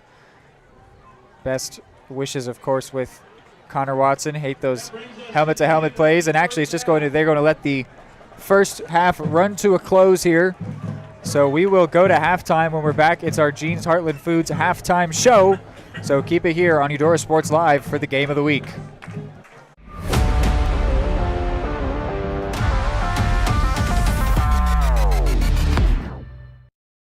High-quality foods, friendly service, great prices, and a connection to the community that is unsurpassed. That's Jeans Heartland Foods in Eudora. Family-owned, Jeans Heartland Foods offers a convenient one-stop shop, delivering the everyday essentials you need to specialty items from around the world. Jeans' friendly staff is here to help you find exactly what you're looking for. You have options when it comes to feeding your family. Choose to support local. Choose Jeans Heartland Foods, 1402 Church Street in Eudora, or online at heartlandfoodstores.com. What would happen if I had to pick up the phone, call 911 for one of my family members or one of my neighbors? What would I do if no one was on the other end to respond? What if there was no 911? So you can be a part of the solution. Anybody can be a firefighter. Male, female, younger, older. We have school teachers. We have leaders in business. Is me, you, anyone that wants to be. There is no typical firefighter. More time before you wake up in the wild. Our natural world needs us now. Step by step, side by side, together, we can find a way to ensure that all life on Earth can thrive. To learn more about how you can help protect and conserve nature, visit nature.org. The Burt Nash Center has been serving Douglas County since 1950. We offer a wide range of behavioral health services for youth and their families, including individual, family, and group therapy, parent support, case management, and medication services. Reaching out can be a difficult step, but it's a crucial first step. Contact us at 785-843-9192 or visit our website at burtnash.org. Our team is here for your team.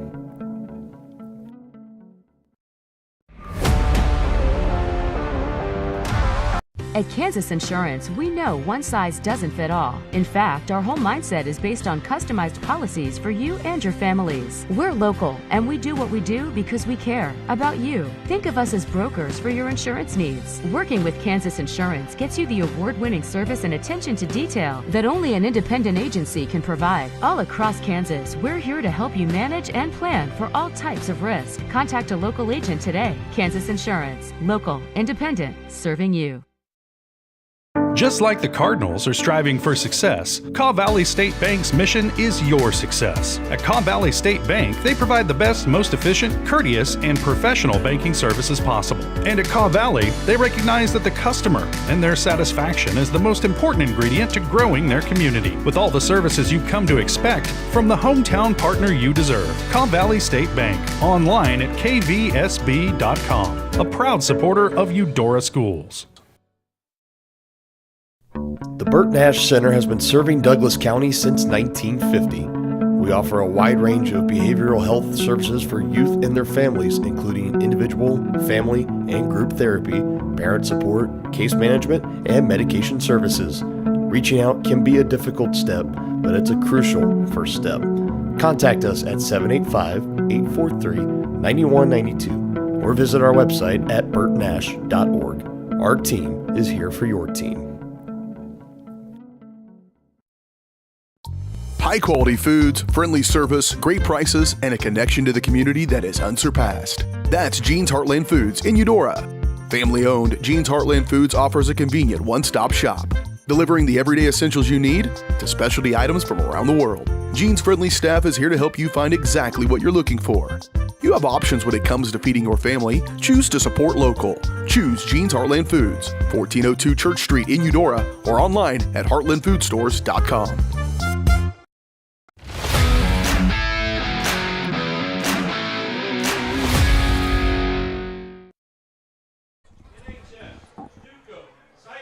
Welcome in here to the Jean's Heartland Foods halftime show on a game that is going not so well so far for the Cardinals. Shop local and support local at Jean's Heartland Foods. Visit their website, eudora.heartlandfoods.com, to sign up for exclusive offers and rewards today. Hayden, you want to give your thoughts on how this first half has gone so far for Eudora? Well, I wanted to say that early on, 14-0, 21-0, that the scoreboard may not have fully indicated the gap between the two teams, but now I think it's pretty safe to say there is a clear discrepancy between the execution mainly on these two sides. The Wildcats just played so well on those first, especially the two opening drives they had. I think the biggest difference is the experience. I think that's what's playing out here. The Cardinals are a very young team. Wildcats are starting mostly seniors. Yeah, and it's showing. I mean, you can just see not only are they executing, but the Wildcats just look more explosive, right? It just looks like a mismatch. Just looking through the history of this matchup here to try and find the last time there was a gap like this. This is the biggest that it's an outlier. Twice in those last 10 years, there were some huge blowouts by Louisburg. There was a 33-0 and a 34-0. But it is 35-0, and it is halftime. It is going very rough for the Cardinals. And to make it worse, it's homecoming. A little bit rough for the Cards. Right. To timing there. I mean, we talked about last week, Eudora was able to come in and spoil Ottawa's reunion game. Well, safe to say, Louisburg came in here to our homecoming game and said, we want to make a statement. We want to try to spoil the night the best we can, and they've certainly done it. It is, things are going rough here so far. It has been a really, really good day. Let's highlight some good players for Louisburg, at least give credit where credit is due. Miles Vose with 2 touchdowns, 1 rushing touchdown, 1 receiving touchdown, both greater than 50 yards. Saad with a 52-yard passing touchdown. Ashton Moore with 2 rushing touchdowns. Darby Van Eaton with a rushing touchdown. And the Cardinals, I don't think they've even been in Louisburg territory, have they? I don't think they have. It's been past the 40 on 2 possessions, I believe. But if they have gotten into Louisburg territory, it hasn't gone beyond that very far at all. So I guess the history of this matchup didn't mean too much. Last year we did get a really close game, but so far it is not going that way. Of course, to beat the dead horse that we've already said a few times. But do you think at this point does the Cardinals' attention maybe shift to just getting a respectable game out of the second half? Maybe forget about trying to win. Of course, if that comes, it comes. But just I think they need a couple scores. You have to get one at least. Right. Yeah, that's the goal, certainly, is if nothing else on paper, just make this thing look a little bit closer than it has been to this point, if nothing else, to do damage prevention, right? Just to say, hey, we lost by, maybe we can get it down to 1 possession or 2 possessions. Well, and to try to maintain some of the momentum from last week. Last week was such a good game, such a good offensive performance. And defensive, and special teams. And so you sort of figured that some of that would carry over, and specifically Grayson Moody has been completely a non-factor, which is we now know is a huge credit to Louisburg. Early in the season, if he had something like this, we might have said, well, he's a sophomore, but no, he has proven he doesn't play like a sophomore. Right. And so the fact that they have been absolutely keeping Moody silent is a huge credit to this Louisburg D. And so I think that he needs to get something going, get back to those 5 or 6 yards just a few times. Or even one explosive one. Yeah, just to maintain what happened against Ottawa, some of that energy going forward this season. Right. And you're right. We haven't really seen those big plays break off for the Cardinals either, and that's something they've had on occasion. I think that even if it didn't go for a score, which is something we've previously complained about, that right now that would feel like a big silver lining. That would feel huge. Yeah, just to get something for this great Cardinals crowd to cheer for, as there have been really good turnout here tonight. And this game of the week, it's going a little bit rough. Connor Watson honored here, who was temporarily benched there for Houston Carnegie and then just got banged up in the head. Hopefully he's all right out there. See what the second half looks like in terms of the quarterback for the Cardinals. Are they about to reveal this here, Hayden? I believe so. We'll go ahead and listen into Homecoming King and Queen. Informed. Sure. Sophie Whalen and Adrian Seals. How about a hand welcoming back Sophie and Adrian? Assisting Sophie and Adrian are this year's Little Royalty, Mabel Stottleman and Barrett Hayden. Mabel is the daughter of Eudora Middle School science teacher Kyle Stottleman and his wife Beth, and the granddaughter of Linda and the late Mike Heilman, and Marty and Ross Stottleman. Mabel is the little sister of EHS junior Kennedy Stottleman. Barrett is the son of EHS assistant principal Sean Hayden and his wife Paige, and the grandson of Mitzi Alexander and Sam and Kim Hayden. And now, for the moment we've all been waiting for, drum roll please, the 2024 Eudora High School Homecoming King, Sylvie Janovic.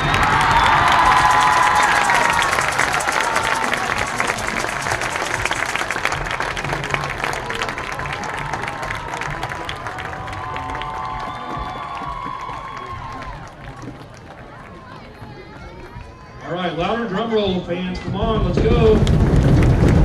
And the 2024 Eudora High Homecoming Queen, Peyton Hoover.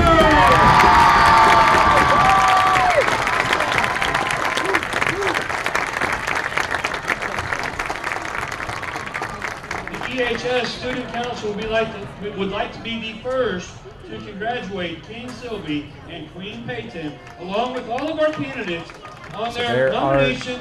Your King and Queen from Homecoming, Sylvie Janovic getting the honor of Homecoming King. Parents and community members who have helped make this such a memorable Homecoming week. Students, don't forget to join us in the Commons for Homecoming dance this evening after tonight's game. All right, we will go ahead and go to a break here on the halftime show, but keep it here on Eudora Sports Live.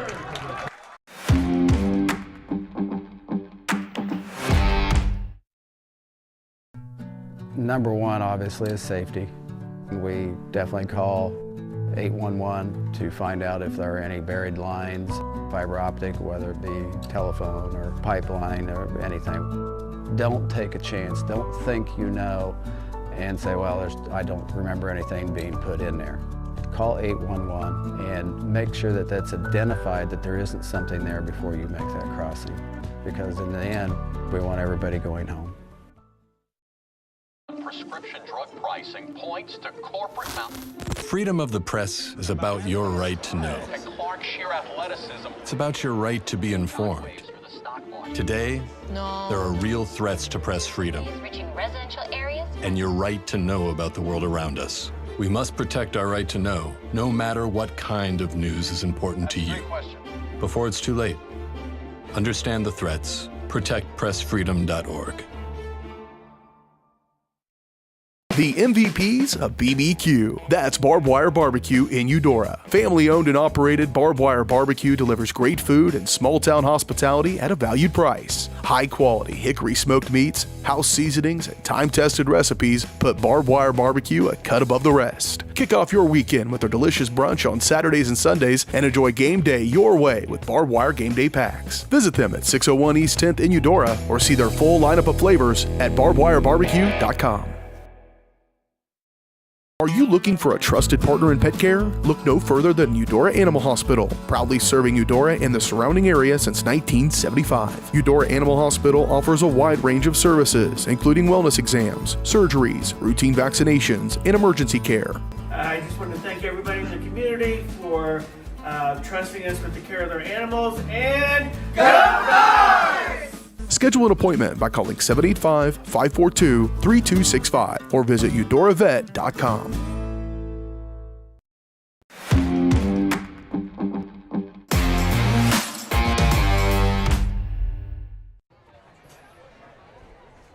All right, back here on the halftime show, we have offensive stats for your Cardinals that we can walk you through. Unfortunately, not there's there's a whole lot of them. Connor Watson, the starting QB, had 7 rushes for 7 yards, also had a fumble. Van Dong, 2 carries for 6 yards. Keelan Duncan, 2 carries for 6 yards. Grayson Moody, 8 carries for 22 yards, so a total of 41 rushing yards for the Cardinals. And then through the air, Watson, 2 of 3 for 37 yards. Houston Carnegie, 0 for 2. Van Dong had one of the receptions for 14 yards. Kevin Hendrickson had the other for 23 yards. So in total, the offense has gotten 88 yards across 24 plays. They've picked up 3 first downs, had 1 offensive penalty for 10 yards. And those are the offensive stats for the Cards and what has not been super pretty. What did you think about them going to Houston Carnegie? And then now we've gone back to Watson, and now we don't know if we'll be able to see him. He got seemingly banged in the head on the last play of the first half. But What do you think about making the decision to go to Carnegie when Watson was seemingly healthy? So early on, I didn't know what to think of it in the moment. I'm not quite sure I've collected a whole lot more on it now. To me, it truly seemed like a kind of insignificant why not. Like, let's try it. Things don't seem to be going phenomenal. Let's put Houston in and see if we can either pop off a big play or get a little bit of rhythm. So what you're saying is you don't necessarily consider it a benching? I don't think so, no, especially the fact that Connor came out in the next series, the next play even. I mean, that wasn't even a full drive that Houston Carnegie was in for. It kind of just seemed like, in a weird way, Coach Stefan almost throwing his arms up and saying, let's try it. Why not? We know we have 2 quarterbacks. Let's see if one of them can give us some kind of momentum to get back into this game. Well, and Carnegie made a lot of great reads and handoffs, as we talked about in those first 2 drives. He led what we described as the best offensive drive for the Cardinals this season, which was that opener, 7.5 minutes, 7 plays, a great touchdown drive. Yeah, and it was led by Carnegie, and so they went back to him temporarily. They might be forced into using him again. We don't know yet, but I just thought that was an interesting moment, and I think it went on for 2 drives, and then they went back to Watson. And it seemed like at times there was a little bit of miscommunication on the play call. Watson did have a fumble, and there's been a lot of those struggles on the handoffs under center all season. But I don't know. I sort of like the decision. It's also tough to do that to a senior on homecoming, but I don't think that Coach Stefan is too worried with the situation. I think he's just doing what's best for the team, and he put Watson right back in there. I think we know that he loves Connor. He respects him. He definitely was. It's never, ever, ever going to be a personal thing. Right. Absolutely. Yeah, I'd be interested if we see more Houston Carnegie, especially if this game continues in the way that it's been going. I think that could eventually become the case, that both teams start to get their backups some experience, which could be fun for us. Yeah. But you also mentioned going back to Grayson Moody and shutting him down. 22 carries, 8 carries for 22 yards. That is 2.75 yards a carry. Yeah. So going back to what we said was so effective for Grayson Moody, right? 3, 4, 5 yards, but seemed like automatic. That's the story of the game so far, is just shutting down the things that the Cardinals have done the best. Yeah, the Cardinals have tried to find their strength, as they said, and it hasn't been in Grayson Moody, which is where it's been all year long. Yeah. And actually had a bit of strength passing it, which maybe could be something that Carnegie even had some good throws. He went 0 for 2, but he had some good-looking throws, one specifically for Christian Jarrett.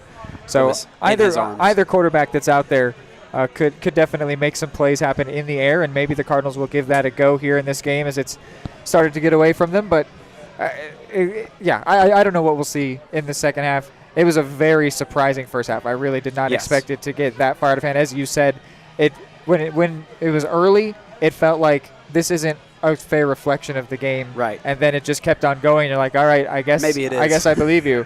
Yeah.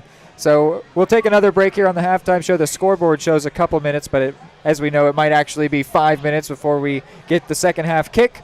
But you can keep it here on Eudora Sports Live. High-quality foods, friendly service, great prices, and a connection to the community that is unsurpassed. That's Jean's Heartland Foods in Eudora. Family-owned, Jean's Heartland Foods offers a convenient one-stop shop, delivering the everyday essentials you need to specialty items from around the world. Jean's friendly staff is here to help you find exactly what you're looking for. You have options when it comes to feeding your family. Choose to support local. Choose Jean's Heartland Foods, 1402 Church Street in Eudora, or online at heartlandfoodstores.com.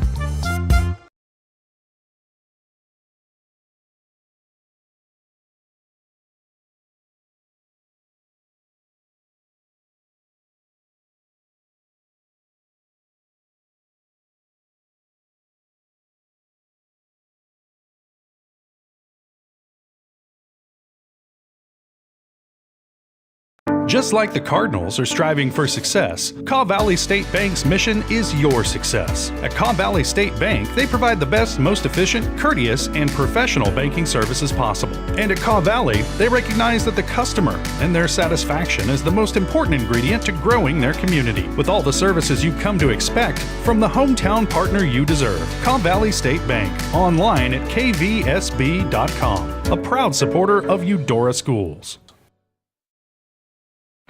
Eudora Parks and Recreation is committed to creating community through parks, people, and programs. Their goal is to provide recreational opportunities for the community of Eudora that will enhance and promote a healthy lifestyle for all ages. The Eudora Parks and Recreation Department gives Eudora residents and others from surrounding communities the opportunity for family-oriented activities. Visit their website at eudoraparksandrec.org to view their youth and adult programs, leagues, memberships, facilities, activity guides, and more, and follow them on all social media at Eudora Parks and Rec.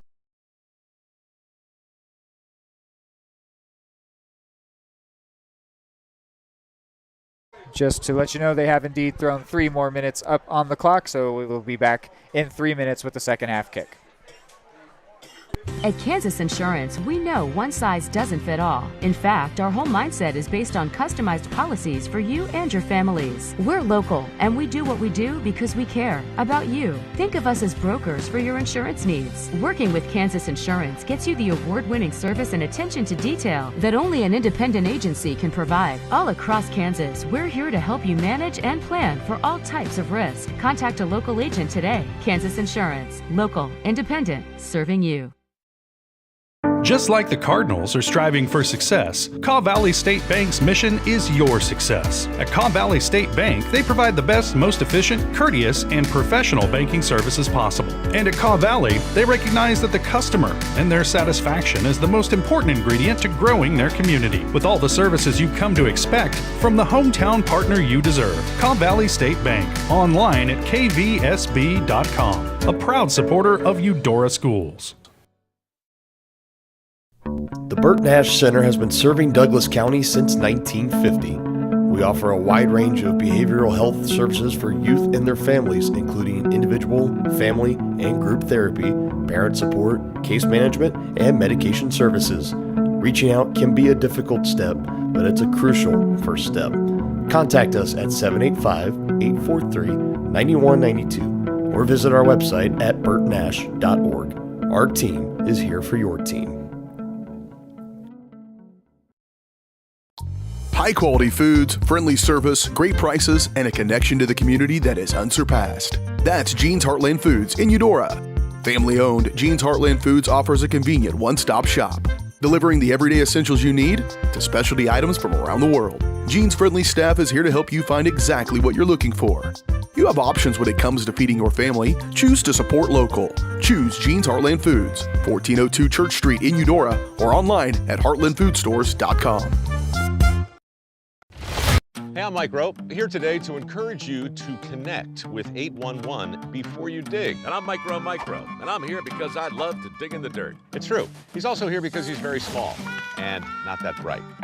Here, for instance, we can see Micro doing what he loves to do. And here we can see the consequences of not doing what he should have done. Dude, why didn't you call 811? I forgot the number. See? Not that bright.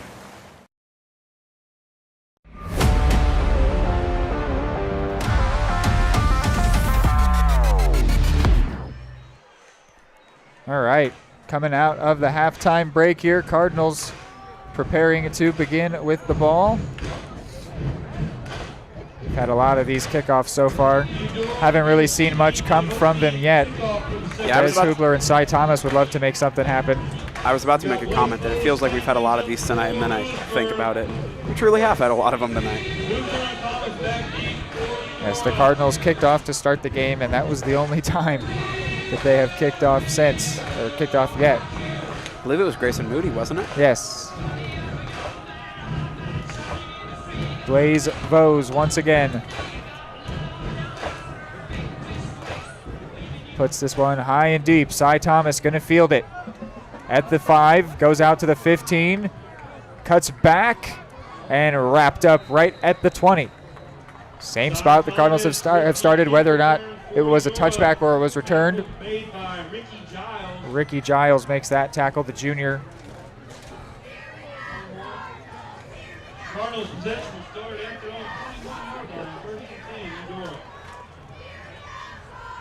So Connor Watson does stride back out there. The senior ready to take over his offense once again. From the 21-yard line, they officially call it. Here is the first down play. Jarrett on the right. Van Dong in motion. It's a give up the middle. Moody gets a few. And I like the choice to try to set the tone early. Try to go straight back to your guy who didn't have a great first half, whether it's a confidence boost or just a little bit of rhythm. Well, and we said if they want to come away with any positives, they've got to get Moody going. At least it feels that way. They could also get something going through the air, but it feels like it would be a failure if Grayson comes out of here with nothing. There's so much momentum last week for Moody. Right. And it feels like it could all come crashing down if he gets shut down here today. Absolutely. Van Dong in motion. Another give. No, kept by Watson. Spins back to the middle, and he will lunge forward going down at the 28. So a pickup of 4. Quarterback keeper there for Connor Watson, which will make it 3rd and 4. Played by Moore and Michael Foote in there for Louisburg. Foote was in on the tackle. Connor picks up 3 on that carry, brings up a 3rd and 4 for Eudora.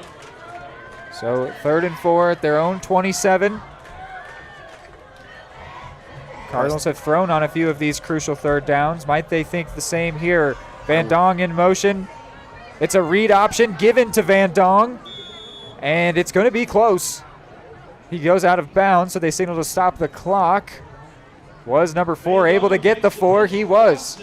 So 1st and 10. And even if you could have gone for the 4th down, which of course I think you do in this scenario, it's just big to not have to worry about it, right? Just get off that 3rd down, move the chains. You don't have to worry about stressing over a 4th down play call. And just getting some rhythm, even if you're not moving down the field super fast. Like we said, if you want to come away with positives today, go to Grayson Moody, get Connor Watson rolling on the ground a little bit. Yeah, that was a nice read option. We really haven't seen that play much all season, which feels like something that could be a very something that Watson could definitely make work. This give to Moody, shut down by Lucas Swartz. Yes, Duncan, excuse me. You're good. They were both out on the field. Well, the tackle was made by 22, and so I was focusing on 22. It was Swartz bringing down Duncan. We've certainly seen a lot of 22 this year. You can't be faulted for seeing it and thinking. Short gain on the play gives the Cardinals a It was only a pickup of 1 for the freshman. Hendrickson in motion. It's a toss, and flags come in, and they will whistle this one dead at an awkward time. Suppose it'll be false start. Indeed it is. Normally they don't let the play develop that far if it's a false start.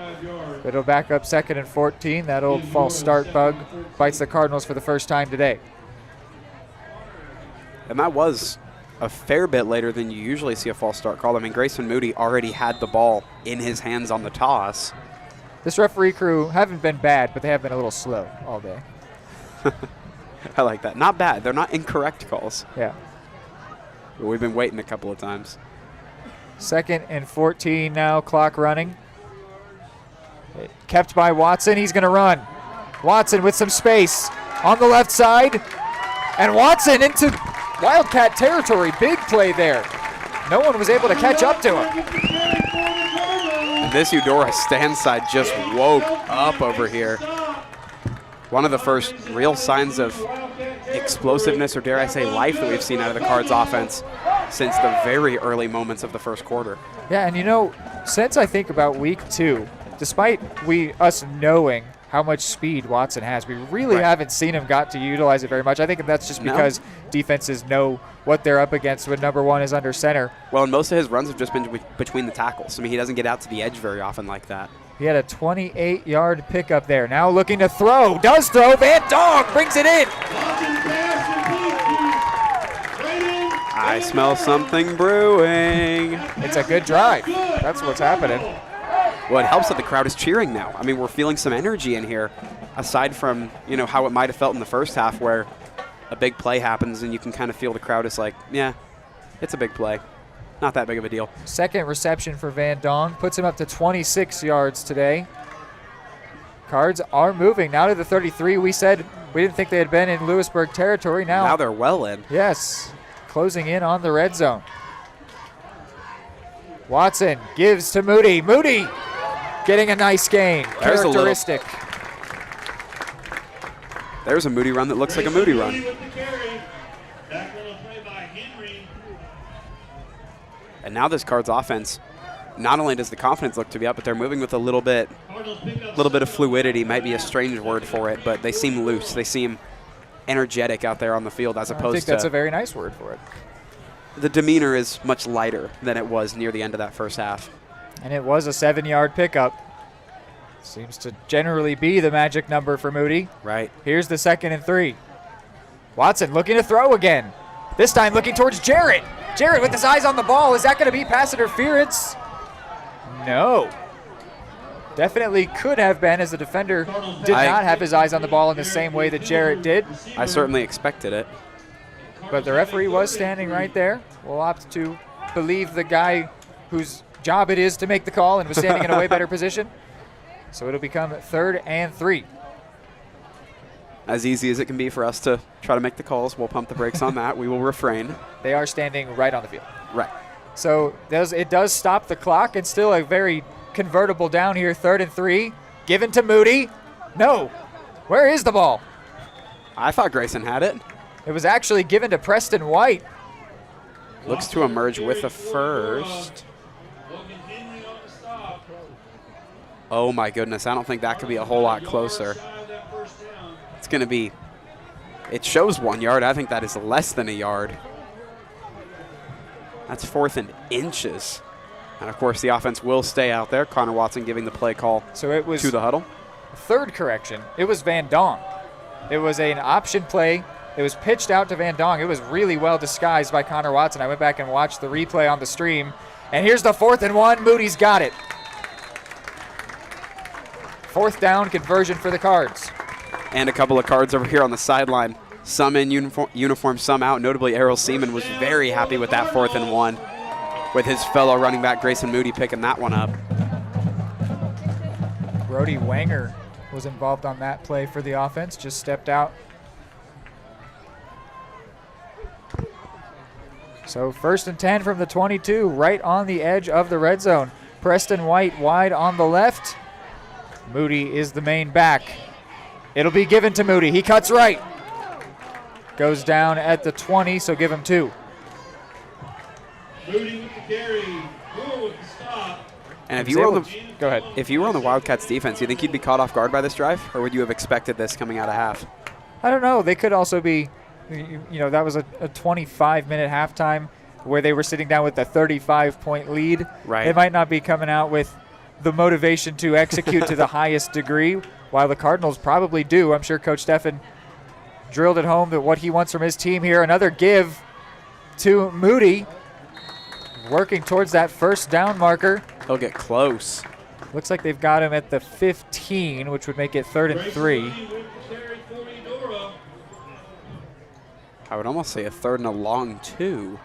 If it is 3, it's a short 3. And still a big 3rd down here. It's 4-down territory, but if you can avoid that, you'd certainly prefer to. I'm kind of sensing an end zone shot here. I could see it. Here's the 3rd and 3. Watson keeps, cuts in, now back to the left side, and spun out at the 5. It'll be 1st and goal Cardinals. And what an opportune time for Connor Watson to have an explosive play with his legs, right? That run good for the Cardinals. 1st and goal, Eudora. First time the Cardinals have been anywhere near this territory. Definitely they need to capitalize here. Yes. Red zone offense has been a story for this team this season. It let them down a lot in the last time we were on Game of the Week against Spring Hill. 5 yards out. Can they finish? Flag will come in here as the run is stopped around the 2 or 3. Those flags came in pretty immediately. I would almost expect a false start here. Well, they would have stopped the play. Well, we thought that earlier as well, so. It is a chop block on the Cardinals. Must have happened almost immediately considering how fast those flags came in, so that'll back them further away from the end zone. Well, I didn't see the play, but there was motion from left to right on the Cardinals offensive line. One of the receivers moved from the left side of the line to the right side, or right side to left side, I'm sorry. And over on the left side of the defensive line for the Wildcats so that's is a Hovey. 15-yard penalty. It's now 1st and goal, but from the 20. A lot of work to do for the Cards. Toss to Van Dong. He's got a bit of space. Van Dong will go down at the 12. He was tackled well by Russell Wiseman. It's an 8-yard gain, I believe. Is there another flag down? It's around the 15, which is not where the line of scrimmage was.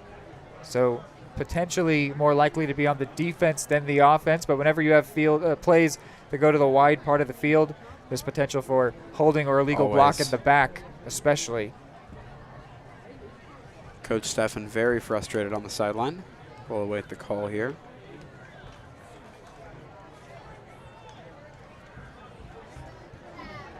Seemingly the referee giving some of it back to Steffen. Very animated there with his motions. Still talking it over. A bit of that slow refereeing that we referenced before. Yep. They've been doing a good job, though, taking tonight. their time, certainly. You can zoom out a bit. Just a touch. And now we have personal foul. On the offense. On the Cards. So they're going to get backed up even further here. That 8-yard run for Van Dong will be canceled out. Wouldn't be a face mask, but I believe a personal foul on the offense in that zone would almost seem like a block in the back more than anything. Yeah, Steffen definitely, I don't know if he's not happy with the explanation or whatever it was. He needed a lot of explaining to be able to reconcile that one, and now could just be frustrated with the fact that it happened as well. The Cardinals offense was ready to go. The crew was not, as the ball is yet to be spotted. So the 1st and goal from the 20 is now 1st and goal from the 30. So, maybe the best way to have good red zone offense is to get out of the red zone entirely. Maybe that's the theory. Right. What happened? Bumped it with my arm. Where it's still 1st and goal. Van Dong to throw, and Van Dong finds Christian Jarrett. Oh my goodness, bro.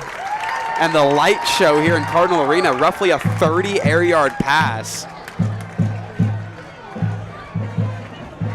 I don't know if either of us were looking at it, but it was thrown back to Van Dong, and Van Dong. A flea flicker? Yes, it was. Well, no, it was just a toss to the outside, and then Van Dong to Christian Jarrett for the touchdown. So now Steinlage out there, and Steinlage will make it 35-7. Cardinals with their first score today in exciting fashion. Van Dong with a passing touchdown here. We'll go to the break. Cardinals finally on the board.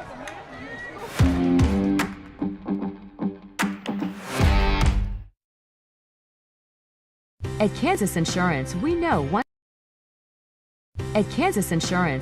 one size doesn't fit all. In fact, our whole mindset is based on customized policies for you and your families. We're local, and we do what we do because we care about you. Think of us as brokers for your insurance needs. Working with Kansas Insurance gets you the award-winning service and attention to detail that only an independent agency can provide. All across Kansas, we're here to help you manage and plan for all types of risk. Contact a local agent today. Kansas Insurance. Local, independent, serving you. The MVPs of BBQ. That's Barbed Wire Barbecue.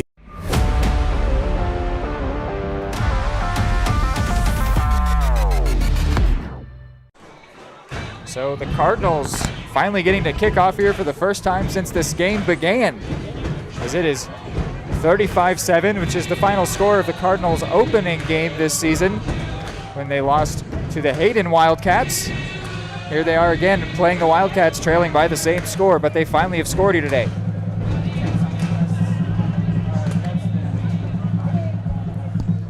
The kick deep here, and Duncan put a man on the ground, but it's still being returned here, and a flag will come in after the entire play was done.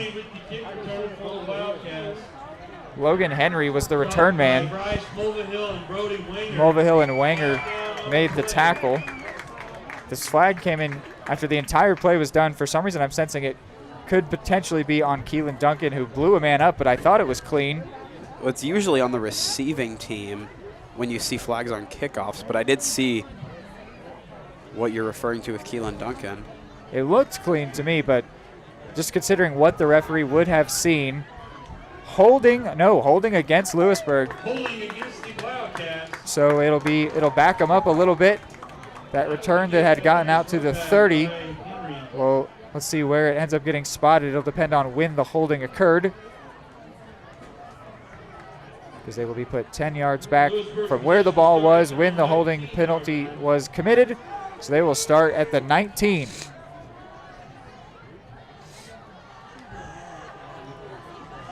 Cardinals with a bit of life.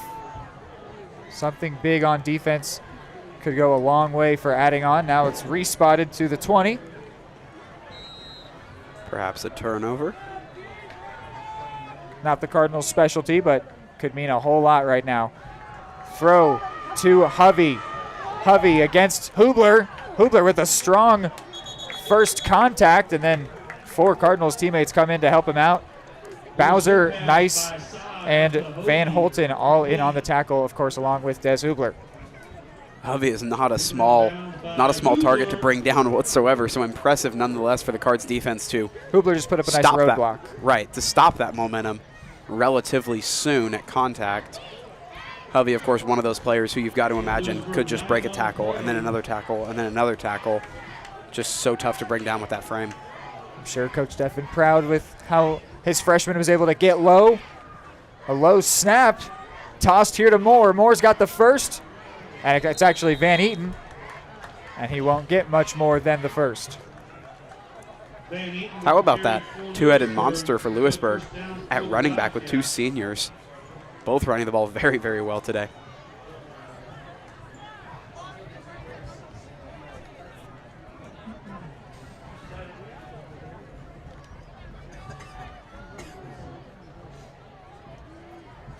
Four minutes left here.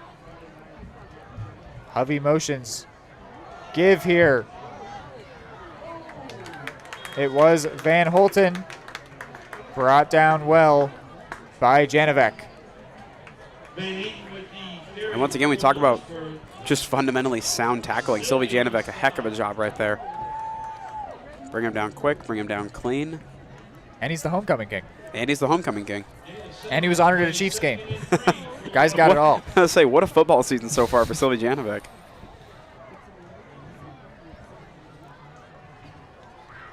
Here's 2nd and 3. Thrown to the right side. Hovey. Hovey gets the first into Cardinals territory. Got around Cy Thomas, who then eventually was able to get him out.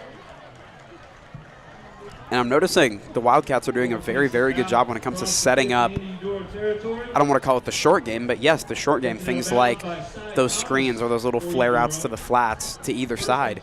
They're just doing a really, really good job executing. Saad is getting his eyes back upfield very, very quickly to hit those guys in stride. The seemingly little things like that can open up an offense a ton, especially with the lead. 1st and 10 from the Cardinal 47. Give Van Eaton. Eaton going to the right side. He's got the first. Give him 13. Just felt like with a Card score, it would have been a good time for the defense to get stout and maybe prevent the Wildcats from going on one of those long drives past midfield. But as we've seen, the red zone defense has tightened up a lot, especially in the last couple of weeks. So far from a lost cause here for the Cards.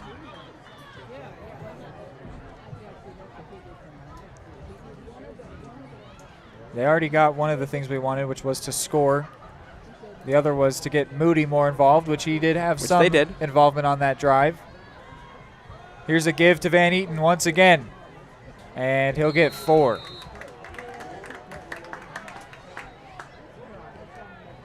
Van Dong in on the tackle, just as he was on the previous play.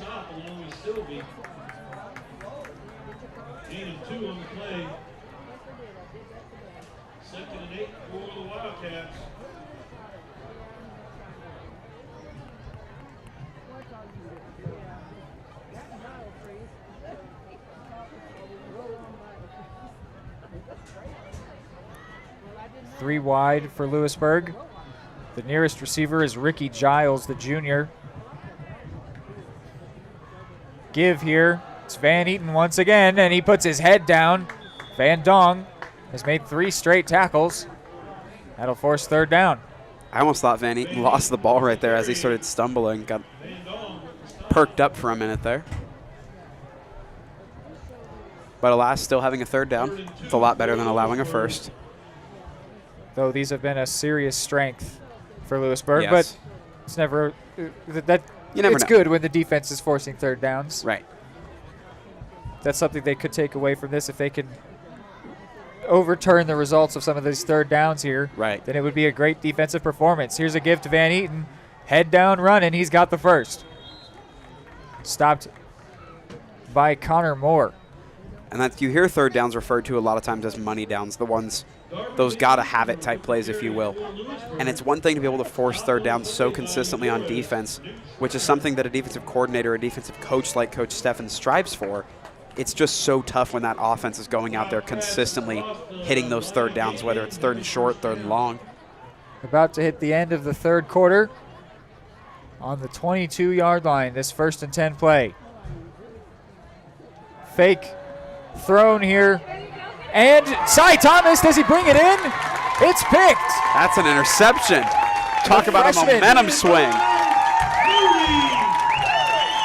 That'll shut down the drive for Louisburg. Give the ball back to the Cards. Cy Thomas comes away hyped. So does Bryce Mulvihill, hyped for his teammate. And I like the aggression to try to take a shot, but they were kind of banking on the Cards defense to not be able to make them pay for that shot.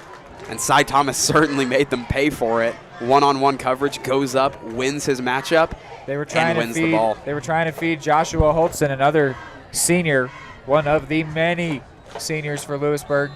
And the freshman was able to get to the ball first. We were talking about it. You were talking about it specifically, getting a turnover.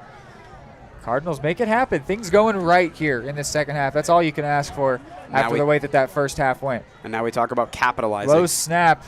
Miscommunication as Watson wanted to keep that read. Won't go for much. Might have gotten forward progress for about 2, but yeah, certainly a miscommunication in the backfield right there. Looks like it was Conley Hovey on the tackle. Keelan Duncan thought he was going to get the ball. Connor Watson wanted to keep it. They don't have to do another play here in the third quarter, but I imagine we'll see one more. I would think so. They'll have to hustle a little bit here. A little urgency up to the line. Jarrett lined up out wide. Watson under center. They will indeed get one last play off. Watson keeps and does not go much of anywhere. So it will be 3rd and 8 when we're back after this third quarter break. The Cardinals will switch sides as it is 35-7. Signs of life for your Cardinals here.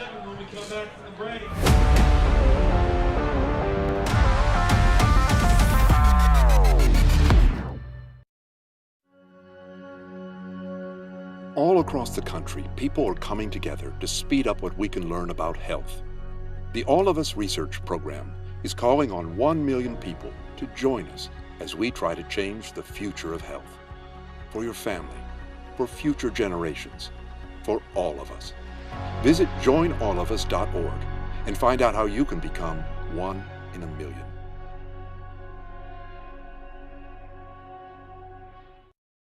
The MVPs of BBQ. That's Barbed Wire Barbecue in Eudora. Family owned and operated, Barbed Wire Barbecue delivers great food and small town hospitality at a valued price. High quality hickory smoked meats, house seasonings, and time tested recipes put Barbed Wire Barbecue a cut above the rest. Kick off your weekend with their delicious brunch on Saturdays and Sundays and enjoy game day your way with Barbed Wire Game Day Packs. Visit them at 601 East 10th in Eudora or see their full lineup of flavors at barbedwirebarbecue.com.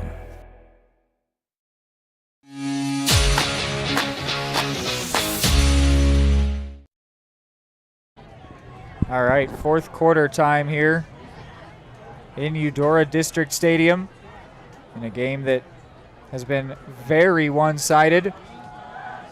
Another throw, and Miles Vose is going to come away with the pick.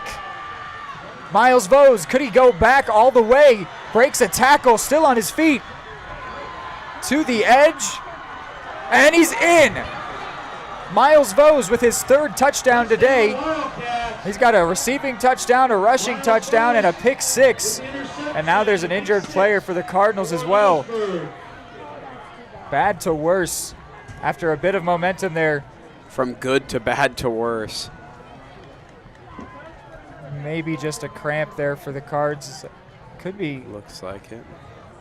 I can't tell which player it is. You can unzoom.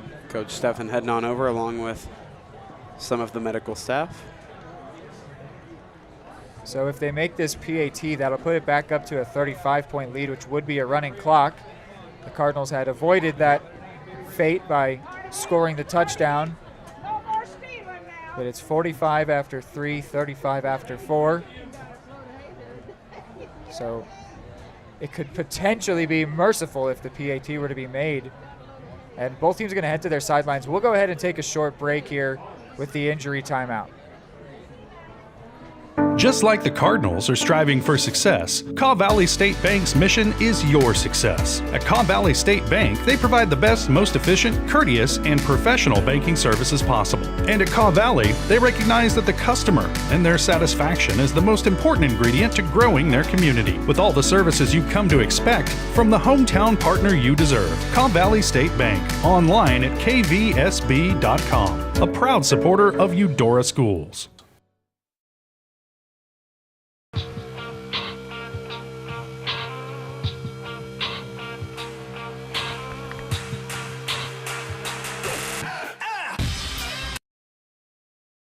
So it was Riley Nice, number 17, that was down. He's now going to hobble off the field here. He's had a nice impact on this game, the sophomore, playing at linebacker. Stands 6 foot 190. Really has been very involved. He got some pressure at an earlier point in this game on the quarterback Saad. Good to see he at least walked off on his own power, but probably won't be in the rest of this game. Meanwhile, PAT up and good for Louisburg. So it is a 35-point lead. So generally this clock will be running for at least the time being. We will take another break here as the teams get ready for another kickoff. The MVPs of BBQ. That's Barbed Wire Barbecue in Eudora. Family owned and operated, Barbed Wire Barbecue delivers great food and small town hospitality at a valued price. High quality hickory smoked meats, house seasonings, and time tested recipes put Barbed Wire Barbecue a cut above the rest. Kick off your weekend with their delicious brunch on Saturdays and Sundays and enjoy game day your way with Barbed Wire Game Day Packs. Visit them at 601 East 10th in Eudora or see their full lineup of flavors at barbedwirebarbecue.com.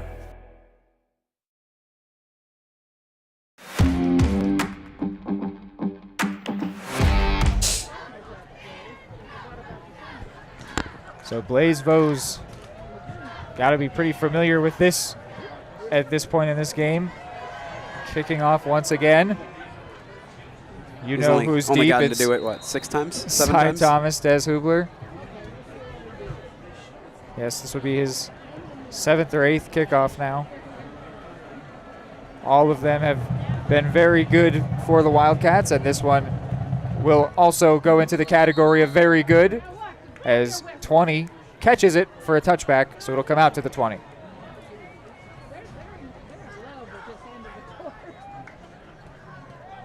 Be interested to see who heads out there at QB at this point in the game. I would almost expect to see Houston Carnegie. Looks like it'll be Connor Watson. Still Watson out there. He's shown some his main attribute, his legs. He's been able to show off a bit. So another chance for him, but as we already mentioned, clock will be running now.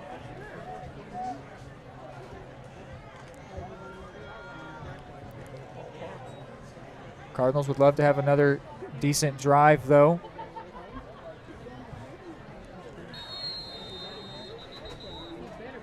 Whistles come in as a timeout will be taken by Louisburg. We'll go ahead and go to another quick break. Are you looking for a trusted partner in pet care? Look no further than Eudora Animal Hospital, proudly serving Eudora and the surrounding area since 1975. Eudora Animal Hospital offers a wide range of services, including wellness exams, surgeries, routine vaccinations, and emergency care. I just want to thank everybody in the community for trusting us with the care of their animals, and go Dogs! Schedule an appointment by calling 785-542-3265 or visit eudoravet.com.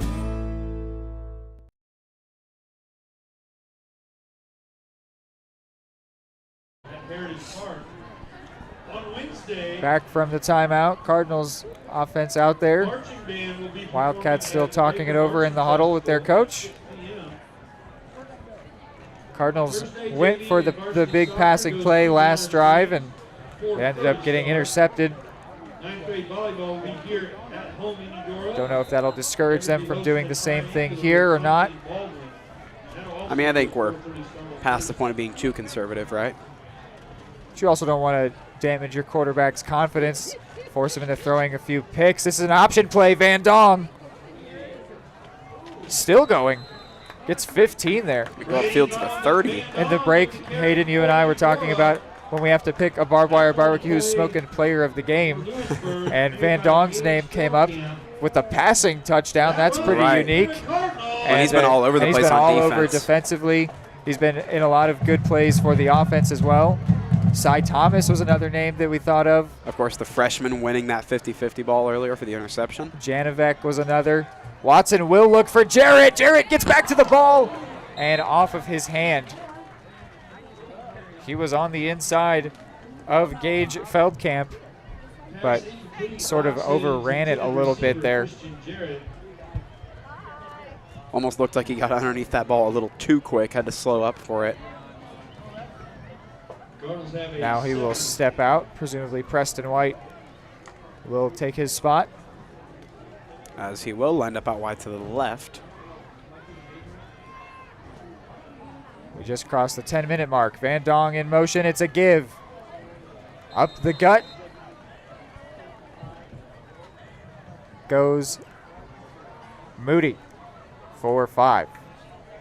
Grayson Moody with the carry for the Cardinals. Gets it across. And we were talking about it earlier when we said if the Cardinals were to have success in the second half, it would run through Grayson Moody, and it would require going through Grayson Moody.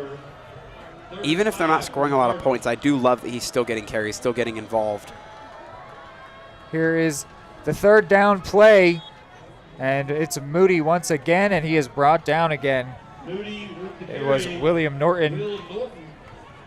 Makes the tackle for Wildcats. Be a 3-yard gain, and the Cardinals have a 4th and 2. So 4th and 2, Cards still going for it on the 39-yard line. Preston White, the receiver on the near part of your screen. It's a give. Watson, no. Option to Van Dong into offensive territory. Van Dong still on his feet, cuts in. Van Dong stopped at the 3. Oh, so close. Still an explosive play, but you got to think he's going to be wanting that one back. But a 56-yard carry for the senior. On 4th down, nonetheless. The end zone seeking missile we described him as earlier on this season. In week 1. And he's already got that passing touchdown, now a 56-yard run. He ran far enough. Connor Watson was able to kind of run to his left to get over to the sideline and then go right back to his right to get back to the spot. We said in the halftime show 2 scores would be nice for the Cards, just to feel like there were some positives to take away. Van Dong again. And Braden Van Dong. Who else do you go to, right? Passing touchdown, and now another touchdown to his name.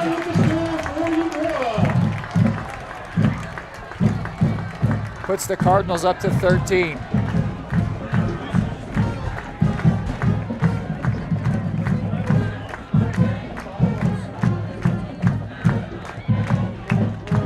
And worth noting, another touchdown will stop the so-called merciful clock run. No, that's why I just left for a second to ask in the other part of the booth as the PAT is up and good. It does not stop the clock. Once it's a 35-point deficit in the 4th, it will keep running. It will keep running regardless. Okay. My apologies. But Van Dong gets into the end zone.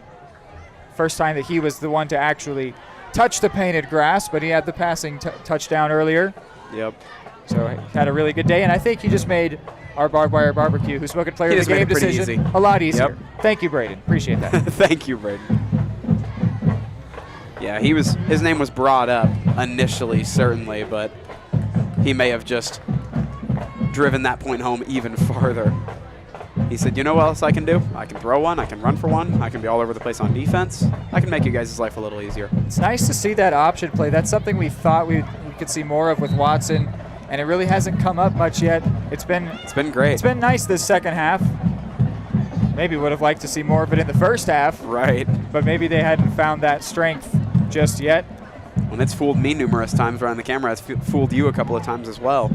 So not only are they getting good plays out of it, but they're disguising it extremely well. So Moody preparing to kick one away.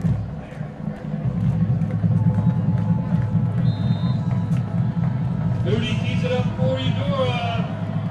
And the ball falls off the tee, and we'll try that again. Ball came off the tee. The Eudora District Stadium was just rumbling too loud. A little too much energy. I don't know how you could have too much energy. It's Friday Night Lights.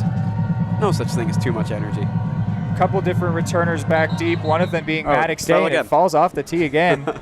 I believe if it happens one more time, or no, they'll just go ahead and get Preston White to come up and be a holder now. Not that we're in the NFL, but this is an interesting point in the NFL now with the dynamic kickoff. If this happens, you get a temporary 12th player to come out and hold it, and then they run off the field after the ball is kicked. Interesting.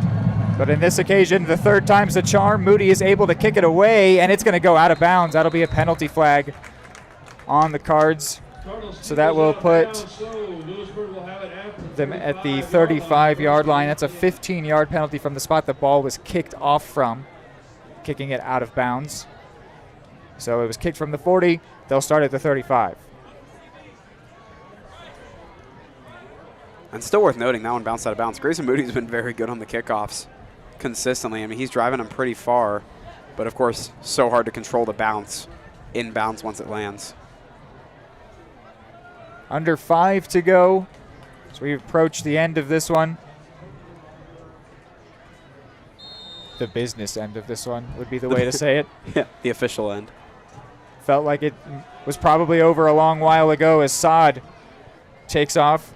Actually, this is Max Amrin in at QB. A little bit chippy over there at the bottom of the pile. Janovic emerges with an assist on the tackle.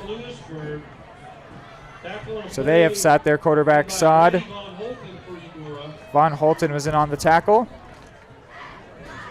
Looks like there's a lot of different personnel in there for the Wildcats. I'm seeing Wyatt Crooks, Roy Bauer, Cale McGuire, a few names that we haven't said yet today.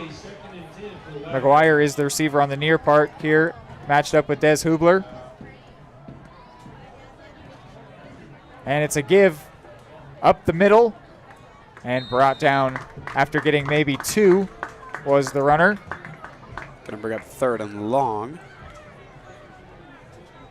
Bryce Thompson runs it for the Wildcats. It was Bryce Thompson, the sophomore. Newt Schreiner and Sylvie in on the And stop Newt for Schreiner Eudora. got in on the tackle. Newt Schreiner's been called on to have a pretty big role in this game today.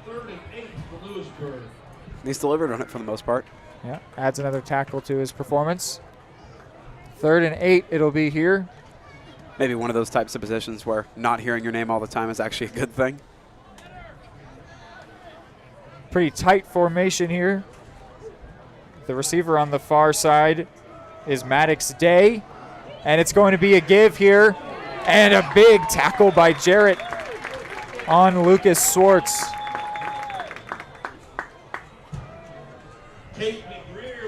Or rather, Tate McGreer. And then the Cards take a timeout on the 4th down play. So they are, Coach Steffen, interested in getting this ball back.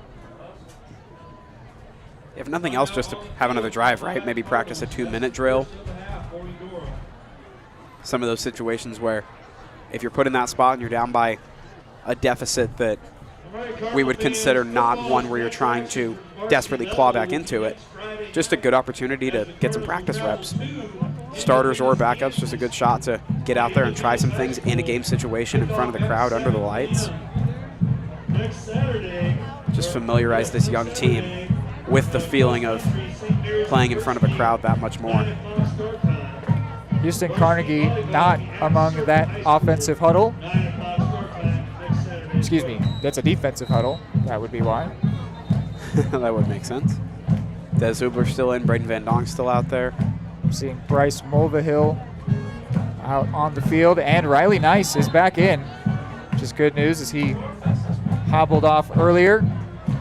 No mercy from these Wildcats. They're going for it on 4th and 2. I'd expect a throw. And the Cards jump. That was Brady Van Holten, unless there was something on the offense. Could be a false start, but I would expect a neutral zone infraction here. Which would be a pretty annoying first down to give up after taking the timeout on 4th and 2. Right. Figuring it out, trying to decide who jumped first. And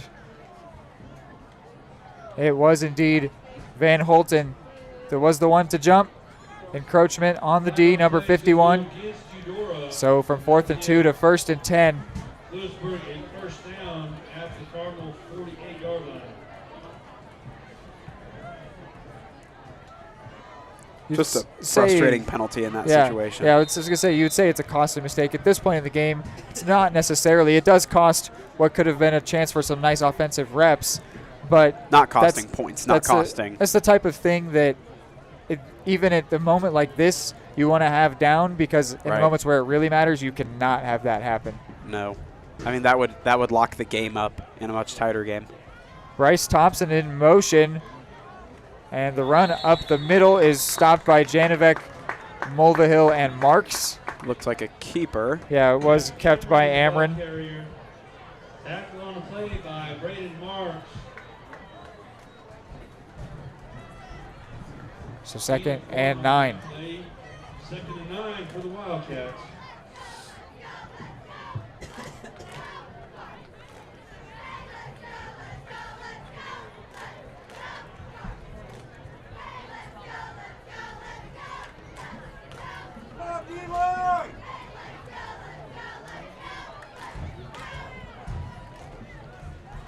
2nd and 9. Play clock at 1. They get it off. Ameren tosses to Heinrich, who is brought down just in Cardinals territory. Looked like he was actually going to go down for a loss, but a fantastic job to get back to the line of scrimmage on that one, prevent any huge momentum boost for this Cards defense. While late in the game, the Wildcats don't want to give anything too huge to this defense. There's Mulvihill on the tackle. So with 90 seconds to go, 3rd and 7. Potentially, if the Cards can get another stop. Stefan does have 2 timeouts left if he wanted to try and do the same thing he attempted earlier to give some time to his offense. Play clock coming down again. The near receiver is Tanner Labrie. Well, yeah, Wildcats going to have an interest in killing all the clock. And Ameren will just fall on that one. So it will be 4th and long. Will Stefan opt to take a timeout? Looks like he's going to run this thing out. They'll still have to punt, but he will not take a timeout here. So there will be about 30 seconds left for the Cards special teams and offense to work with, unless might be the Wildcats saying they don't want to punt this one because they don't necessarily need to, even though it will be 4th and very long. Right. Yeah, they're not interested in punting. There's actually someone deep, Des Hubler back deep for the Cards. He's saying he doesn't buy it. But here is the 4th and 16 play. And is there a flag in there? Looked like a false start to me. Movement over on the left side. It is indeed false start, so 4th and 16 becomes 4th and 21. I bet the offense will still stay out there. Does the clock keep running? It does, so that is how the game will end. 42-14 is the final score here. Not the close game that we thought we were in for. It goes down as a Louisburg blowout. They go to 5-0. The 19 straight. Yeah, 19 straight Frontier League wins, 23 of their last 25 regular season games. Meanwhile, the Cards dropped to 2-3. It was at least a decent second half. They sort of salvaged being able to come away with some positives today, but hey, they did outscore Louisburg 14-7 in the second half. Yeah, in the end, Andrew Harding's team, they are a very good team. They are on pace for a really, really good year. I think the Cardinals would have liked to do a little better, but in the end, the final result is just a demonstration that this team has a lot of experience. This team knows what they're doing, and I think that Coach Stefan's biggest hope will just be that the Cardinals learned from this because they played against a really good, really sound team. When we're back, it'll be the post-game show. We'll give you the player of the game. We will talk about what's next up on Eudora Sports Live, and then we will get out of here from Eudora District Stadium. Are you looking for a trusted partner in pet care? Look no further than Eudora Animal Hospital, proudly serving Eudora and the surrounding area since 1975. Eudora Animal Hospital offers a wide range of services, including wellness exams, surgeries, routine vaccinations, and emergency care. I just want to thank everybody in the community for trusting us with the care of their animals, and go Cards! Schedule an appointment by calling 785-542-3265 or visit eudoravet.com. Just like the Cardinals are striving for success, Kaw Valley State Bank's mission is your success. At Kaw Valley State Bank, they provide the best, most efficient, courteous, and professional banking services possible. And at Kaw Valley, they recognize that the customer and their satisfaction is the most important ingredient to growing their community. With all the services you've come to expect from the hometown partner you deserve, Kaw Valley State Bank, online at kvsb.com, a proud supporter of Eudora Schools. Everybody can make something because I think everyone has a spark of creativity, and the reason that I have to keep making is because I don't think my life would be as fulfilling without it. If you make things yourself, that means you're not cowering in fear. You're out there taking chances. That, I think, is my way of saying I love you to the world. All right, now I want to hear why you make. Share your own Why I Make story today. Visit whyimake.org.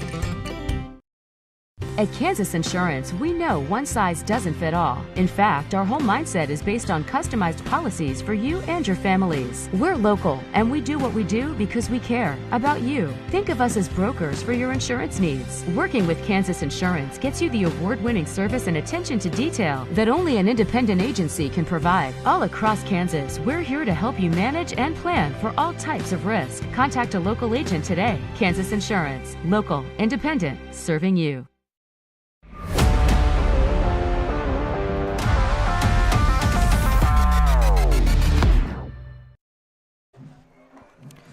All right, it's the post-game show here, which is, if I could find my live read sheet, brought to you by Eudora Animal Hospital. Eudora Animal Hospital, serving pets in Eudora and the surrounding area since 1975, and proud supporters of Eudora Cardinal Athletics. So we already talked about who's going to be our player of the game. It's a pretty easy answer, actually, despite being such a tough game for the Cards. 42-14 the final score, but that barbed wire barbecue, who's smoking player of the game, will be Braden Van Dong. He had the passing touchdown. I didn't see, was his second rushing, was it receiving? I'm not quite sure what you would call it on that read option. I assume they would count it as a rushing touchdown from behind the line of scrimmage. So give him a rushing TD and a passing TD as they're about to do their long passing TD as well. Yes, to Christian Jarrett, who gets his third receiving touchdown on the season. But yes, Van Dong, our player of the game. Enjoy the best barbecue in Douglas County at Barbed Wire Barbecue. For menu options, carry out, online orders, and more, visit their website, barbewire.com. As they will let you listen in to their post-game tradition here before we talk about what's next here on Eudora Sports Live.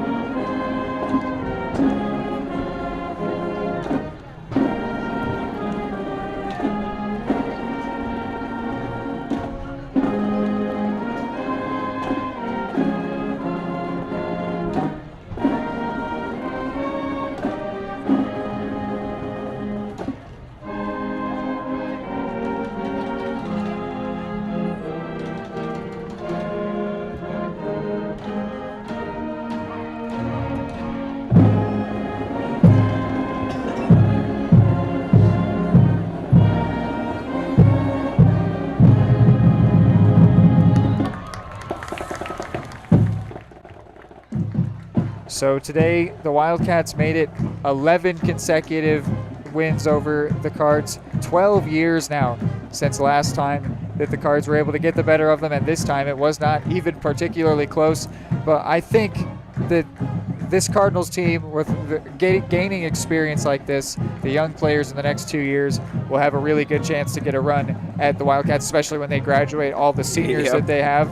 They'll be in the same boat next year that the Cards have kind of been in this season. But looking at what they've got going next, we have nothing in midweek this time. No volleyball, no soccer on Eudora Sports Live. So it is just straight to next Friday.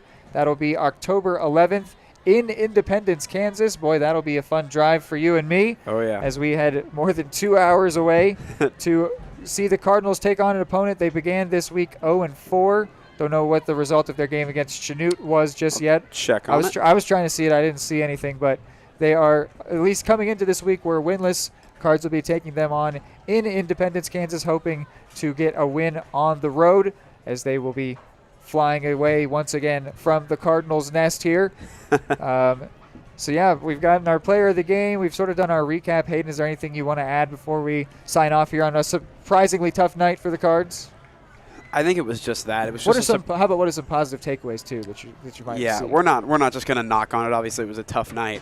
But I think one of the bigger kind of strange takeaways to me, that read option on offense was really, really effective. I would love to see that used a little bit more. The pass game was almost confusingly consistent. Connor Watson was doing a very good job rolling out and delivering, even if it was just shorter passing. The passing game was much stronger and more consistent tonight than we've seen it a lot of the season. And I think there's still a lot of positives from it. Of course, same thing we'll take away from our Spring Hill game a couple of weeks ago. This is clearly just a very, very, very good team that is not only much older than our Cardinals, but a lot more experienced, very, very well coached under Coach Harding. just a learning experience, yet another learning experience for this very, very young roster. The more of these they go through, the better they'll get, the more experience they'll get. So I think to this point, the message from Coach Steffen is going to be same thing as usual. Do what we do. We keep learning lessons. Those lessons are going to make this, I would guess, within the next year or two, a very dangerous football team. So wrapping up a night where the Wildcats took full hold of this stage, the game of the week stage, and absolutely made it their spotlight. A really special game for all their players involved. Credit where credit is due. Such a well-coached team. They've got some really good star players, and they are going on to make a really good run at the Frontier League title. It's just been a really good run for them, and they continued that here tonight, no different against Coach Steffen's Cards. They will be hoping to get back to 500 next week, and you'll be able to see that right here on Varsity Sports Live. It'll be Reed McAvoy and Hayden Harves with you once again. Thank you for tuning in here on this Friday night, and as always, go Cardinals, and good night.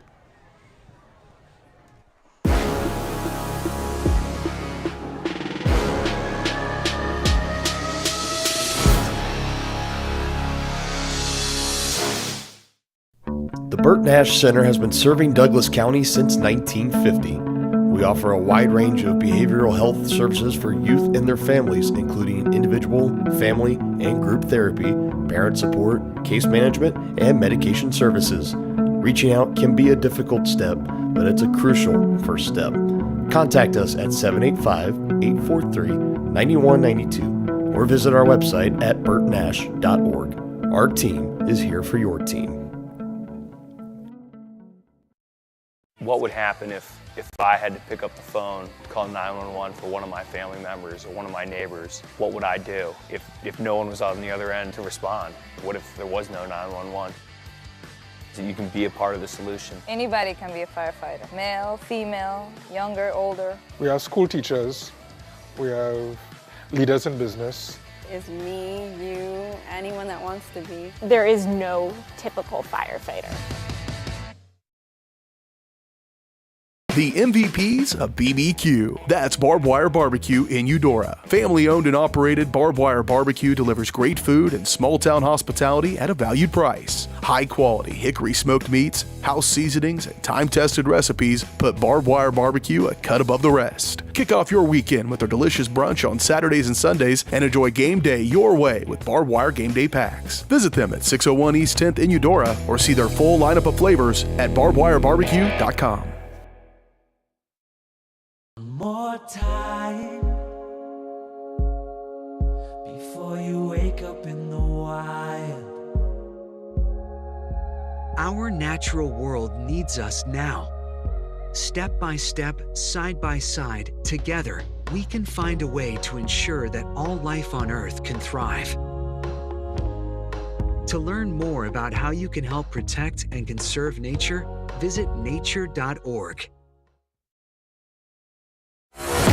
Just like the Cardinals are striving for success, Kaw Valley State Bank's mission is your success. At Kaw Valley State Bank, they provide the best, most efficient, courteous, and professional banking services possible. And at Kaw Valley, they recognize that the customer and their satisfaction is the most important ingredient to growing their community. With all the services you've come to expect from the hometown partner you deserve, Kaw Valley State Bank, online at kvsb.com, a proud supporter of Eudora Schools.